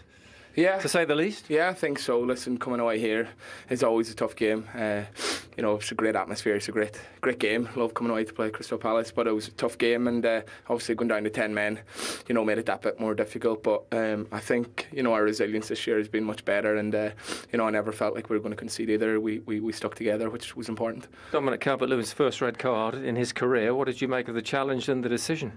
Listen, when you slow it down, like, it's obviously going to look that bit worse, but you know, from where I was, it's a great tackle. Seen the replay after, and you know, I don't know, you know, who the fingers need to be pointed at. You know, as soon as the ref goes over there, you know that he's gonna give a red card. So, listen, it's been a big talking point, and you know, for me, that's not a red card, and you know, it's another maybe decision that goes against us that maybe won't get talked about as much. You know. And then Dwight McNeil, an injury near the end too. Yeah, disappointing. You know, he's been massive for us recently, so we're hoping that it's not too bad, because you know, his energy around the place and his commitment to the team has been different class. So hopefully it's not too bad. You get the replay, but is there a little frustration? Maybe there were a couple of late chances, weren't there, to win it? Yeah, there was a few late chances to win it, and you know, another day we put them away. But on the same thing, we had to defend a lot of set pieces, and it could have went their way. But you know, I was happy with how we played. At this point, not to get the result, and special mention to, you know, all them Everton fans that come down here on a Thursday night, and you know, I don't know how they're going to get back, but their support is second to none, and we appreciate it. Thanks, Seamus. Thank you. OK, so Seamus Coleman there summing up what a lot of people are feeling at the moment. I'm just going to read you it and then we're going to have a little look at it again, just to remind everybody what the actual definition is of the law here. Serious foul play, a tackle or challenge that endangers the safety of an opponent or uses excessive force or brutality means it must be sanctioned as serious foul play, which means 3 game. So 3-game ban for Dominic Calvert-Lewin. Let's have a closer look at it again. We saw lots of replays at the time. Tell me your initial thoughts about this as you guys were watching it. That it wasn't even a foul, let alone a red card, and I think that was the feeling around the stadium. We're sat here, whether it's the crowd, you know, he goes to slide almost. You know what he's trying to do is just wrap his foot around the ball to try and win it. Again, you can see the referee playing on, and there's nothing in there for me, any. I mean, he's barely clipped him. I mean, call me old school, call me whatever you like. That I don't even think that's a yellow card. Barely a foul. I think it's actually a very controlled tackle. And what I want to see from referees now, we almost assume that once they go over to the screen, they're going to give it. But these referees can be strong enough to go with their instinct and say, I do not think that is a foul. Because I don't think the VAR's... But I think this is half the problem. What we've just seen there on the screen, the slow-mo, you know, you can slow something down, it looks a lot worse, but was there real impact in the challenge? Has he gone into it at a real pace that's going to endanger the opponent? Well, it's not for me, absolutely not. It's not excessive, is it? That's the word in the ruling. It's not excessive. And the contact's minimal. Dangerous. Contacts are minimal. I just find with VAR, we're sort of trying to find ways to issue a red card or disallow a goal. You know, the referee's made his decision on the pitch, and somebody sitting in a completely sanitised room somewhere is deciding it was a lot worse than it was. And I just think if we're going to start giving red cards for that, Laura, it's ridiculous, really. I think the language as well to remember, was it clear or was it obvious as a mistake for somebody to intervene, for the referee to need to go and have a little look and overturn his decision? Let's take another look, and I'll just remind you, a tackle or challenge that endangers the safety of an opponent or uses excessive force or brutality. Sometimes when you watch this as well, when it's slowed down, it can give you a little bit of a different opinion on it. But the thing is, there's no matter how many times we watch that, it's never excessive. So, yes, there's all these angles and you can slow it down. He's barely clipped him. Nobody's even appealing for it on the pitch. I think Mark Gahey's probably the only one who throws his hands up. And then this comes back to in terms of what is a dangerous tackle and what's not. You put 10, 100 people who've played the game in a room, I'm telling you now, not one of those is going to come out and say that's a red card. See Will Hughes there saying studs. But I suppose if you're the player on the pitch that wants one of the other players to be sent off, you're going to say it anyway. But is there... I mean, there is no real, I suppose, grey area in this for lots of people that are watching in terms of the officials, because they'll make that decision. But as players, as you guys as players that are watching it, and you were summing up a little bit of frustration of the game becoming too controlled by people who aren't perhaps on the pitch here at the time. But does it sometimes need that interference? Does it need that at all? For real big issues or big challenges that were missed or mistakes, which is going to happen when the game is played at such a big pace. But again, somebody's actually gone to the effort of looking back on that and sort of thinking, right, well, the referee's made a real clear and obvious error, which I don't think he has. And I think it puts the referees under such pressure. It's almost an impossible job now, because every time they're making a decision, they're being second-guessed by somebody else. But the ref still has the opportunity to go with his instinct and say, that is not a red card. They've still got that instinct, and the referees in the VAR are referees. I don't think they would give it if they were Christopher Kavanagh tonight. So something's going on where decisions are being made that are very different to what's going on the pitch. And unfortunately for Everton, they now lose Dominic Calvert-Lewin for 3 games in the Premier League as well. That, you know, that is harsh. It's unfair. Those 3 games, Villa at home, Fulham away, and then the replay as well, of course, of this at Goodison Park, where some of their form hasn't really been there in terms of their best results have come away from home. No, and I think that's where we look at, we were pleased that both managers went very strong tonight, but you can understand at this stage of the season, you know, you've lost your main striker now.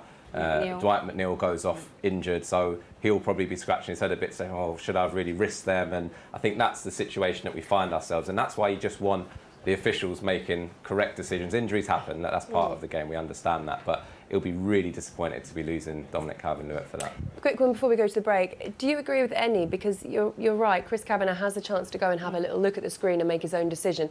Does the buck get passed? Is it too much like that now? I think so, I really do, and I think it's very difficult for the official to go against somebody he knows who's seen it multiple times. He's only seen it once in real time, but again, I think that does tell you a lot about the type of decision, the force, the feeling around the stadium. Nobody here appealed for that, you know, and I think that tells you a lot about the ferocity or the danger of the tackle. But do you not think, Joby, that you get more respect as a referee if you actually give a decision that everyone can see? I think you get more respect as a ref because you're still in control. I think the game's being refereed by people who aren't in the stadium, and that, I think, for me, is the problem. OK, we're going to get more reaction after this very, very quick break.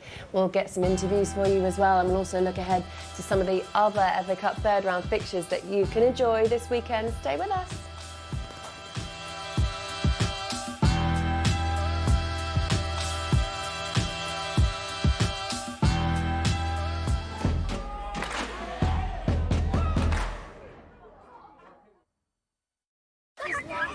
And lava, and don't be last. McDonald's Fun Football sponsors coverage of the Emirates FA Cup on ITV. At Morrison's, more than 1,000 prices have been locked low, everywhere you look.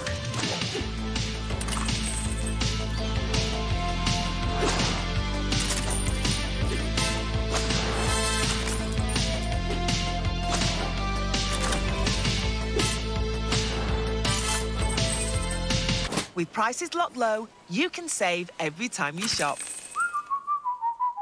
More reasons to shop at Morrison's.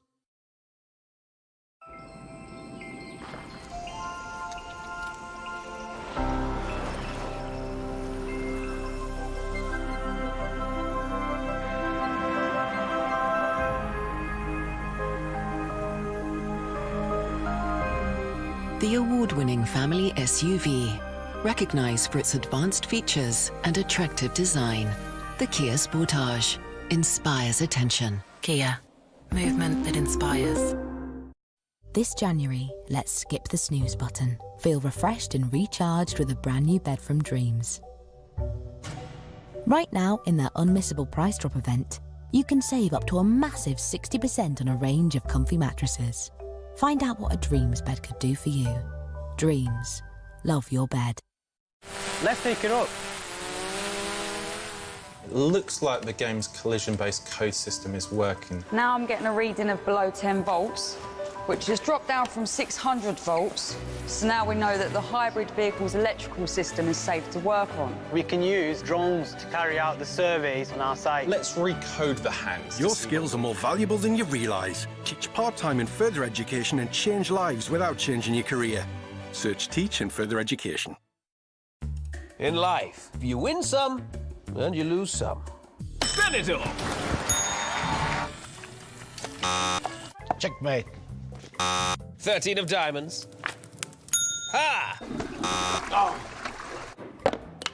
Checkmate. Mr. Q have over 900 of the best slot and casino games. So, win or lose, you'll have some jolly good fun. And all winnings are paid in cash. For no-nonsense fun, head to MrQ.com. As an accountant, I've done quite a lot of running. Mostly running late, running out of money to pay my rent, or running to catch a train. So after a decade of running, I still want the big city job. Just fine with the big city. Want more shows? More films? More time for just one more episode? Then say hello to ITVX Premium. Fit more of your favourites in with ad-free streaming. You've got a great setup here. Plus, get hundreds more shows and films from BritBox and Studio Canal Presents. Very impressive. It's a start. That's more time to stream more of what you love. Start your free 7-day trial today and go premium with ITVX.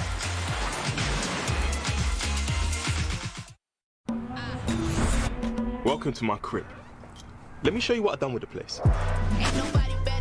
We got the fridge stacked. Oven ready leftovers. Show off your savvy. IKEA, the wonderful everyday. When Sal loves something, she goes all in. Which is why, after she finished her renovation, she transferred her outstanding balances to her Barclaycard. All in one place, all interest-free. What you buy is your business. Helping you pay less interest is ours. Barclaycard. Make money work for you. Excited? McDonald's Fun Football sponsors coverage of the Emirates FA Cup on ITV.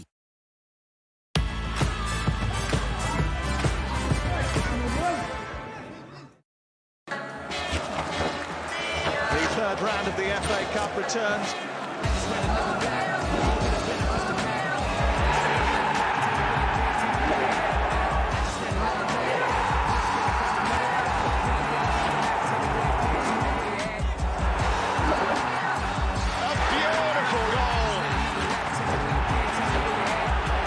Just what the FA Cup ordered. How about that? That's amazing. It really is amazing.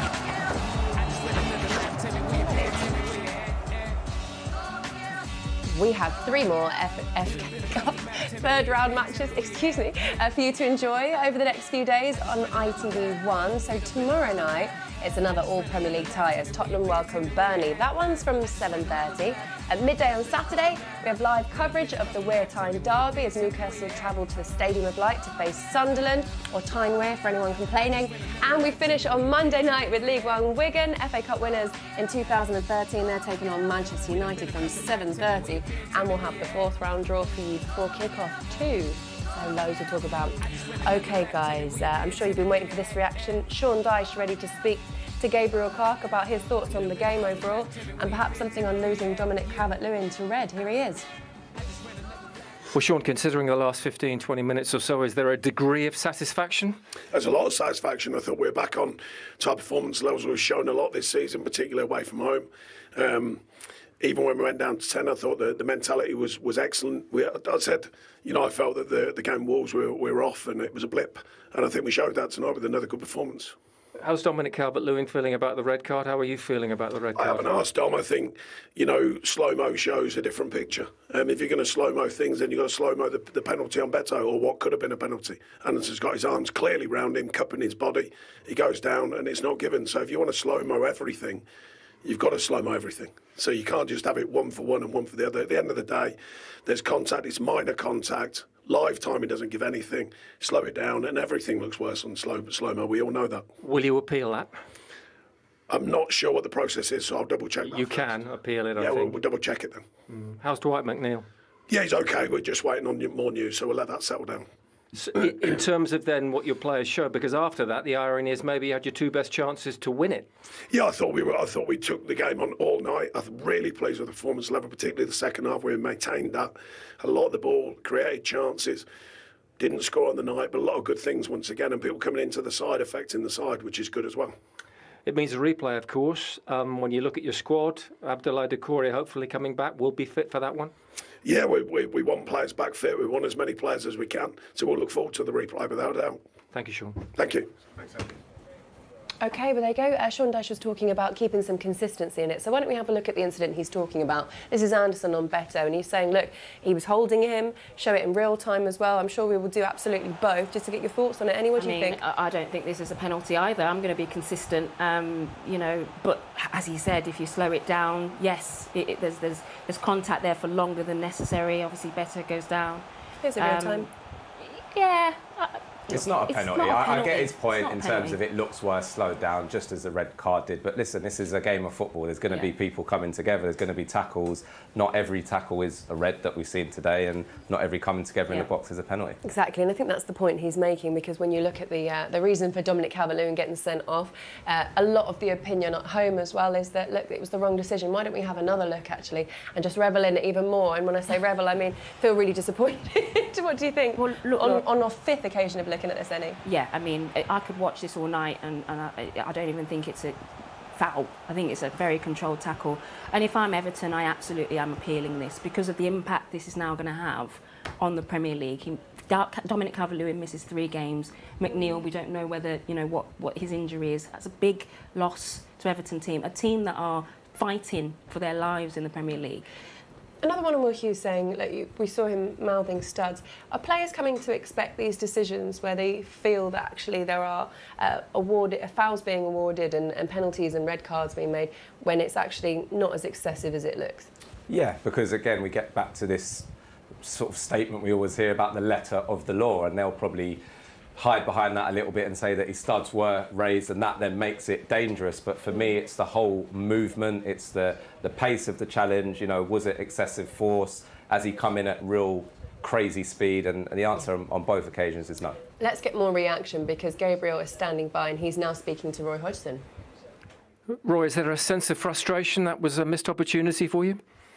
Well, it certainly was in the last 15 minutes or so when we were playing against 10 men. But I think over the whole of the game, I thought both teams defended pretty well, really. It was a game of relatively few chances, a game where both teams were working very hard to stop the other team from creating chances.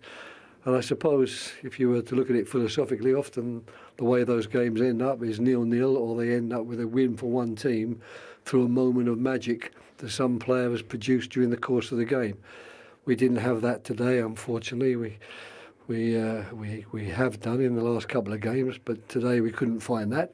So, unfortunately, it meant we weren't able to break them down, and you know they deserve their draw, that's for sure. And I think for both of us now we face a replay which arguably neither I nor Sean would have actually wanted before the game started. Everton are very frustrated, disappointed with the red card decision. Can you understand that? Well, unfortunately, the way I don't know if I can understand those things these days. I don't know what to make of it. I mean, the fact it depends how far you want to go back in the past, you know, because I'm certain there'll be lots of people who played in the past watching that saying, no, that's not a red card. But then people playing recently will possibly say it's a red card because of the way the studs were up and you know, he was leading with a straight leg.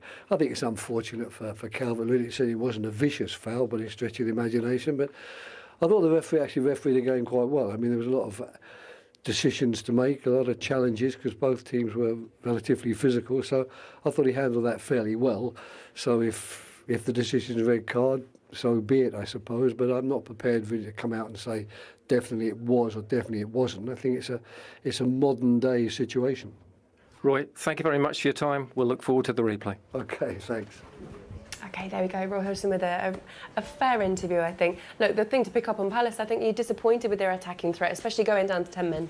Yeah, I didn't see enough creativity throughout the game, but particularly when they had that man advantage. I think particularly, you know, you look at França, looked lively, he gets brought off. I think Mateta, you know what he's going to bring, but Schlupp today, disappointing, and they really, really missed Michael Elise. Eze as well was quiet. I think Eze, he is the bright spark of this Crystal Palace team, and I think when Elise isn't playing, the chemistry is a bit off. Didn't do enough for me tonight in terms of Palace going forward, and the fans aren't happy. You know, the fans leave the game booing. You know, they've got to be more energetic, I think. Well, look, thank you, guys. They get to do it all over again, don't they? Just before we go, here's a quick look ahead at what other sport we have coming up for you to watch on ITV1 tomorrow night, 11:45. The NFL show is going to be previewing the final weekend of the regular season. Who's going to be booking that all-important playoff spot and keeping their dreams of Super Bowl alive? Now, on Saturday, the ITV racing cameras are going to be at Sandown. You can join Ed Chamberlain and all of the team from 1:30 p.m. That's on ITV4. With the day's racing previewed in the opening show at 9:30.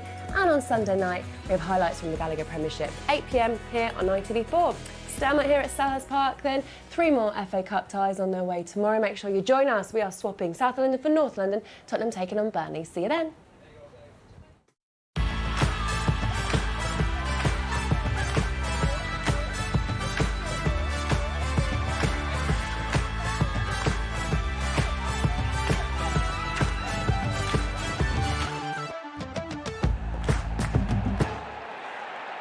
Hi guys, welcome. You enjoyed it? McDonald's Fun Football sponsors coverage of the Emirates FA Cup on ITV. Don't move an inch. What we got, boss? Looks like a trigger wire. I need to get a better look. IED confirmed. This is a terrorist attack on the centre of London. Stay still for me, yeah? Oh my God. Police! Just deep breaths. That's all you need to do. Tom, what are you doing? You should see this. It's all over the internet. Who the hell are these people? The terrorists are using very advanced circuitry, stuff we've never seen before. We've got a timer. Our actions must have set it off.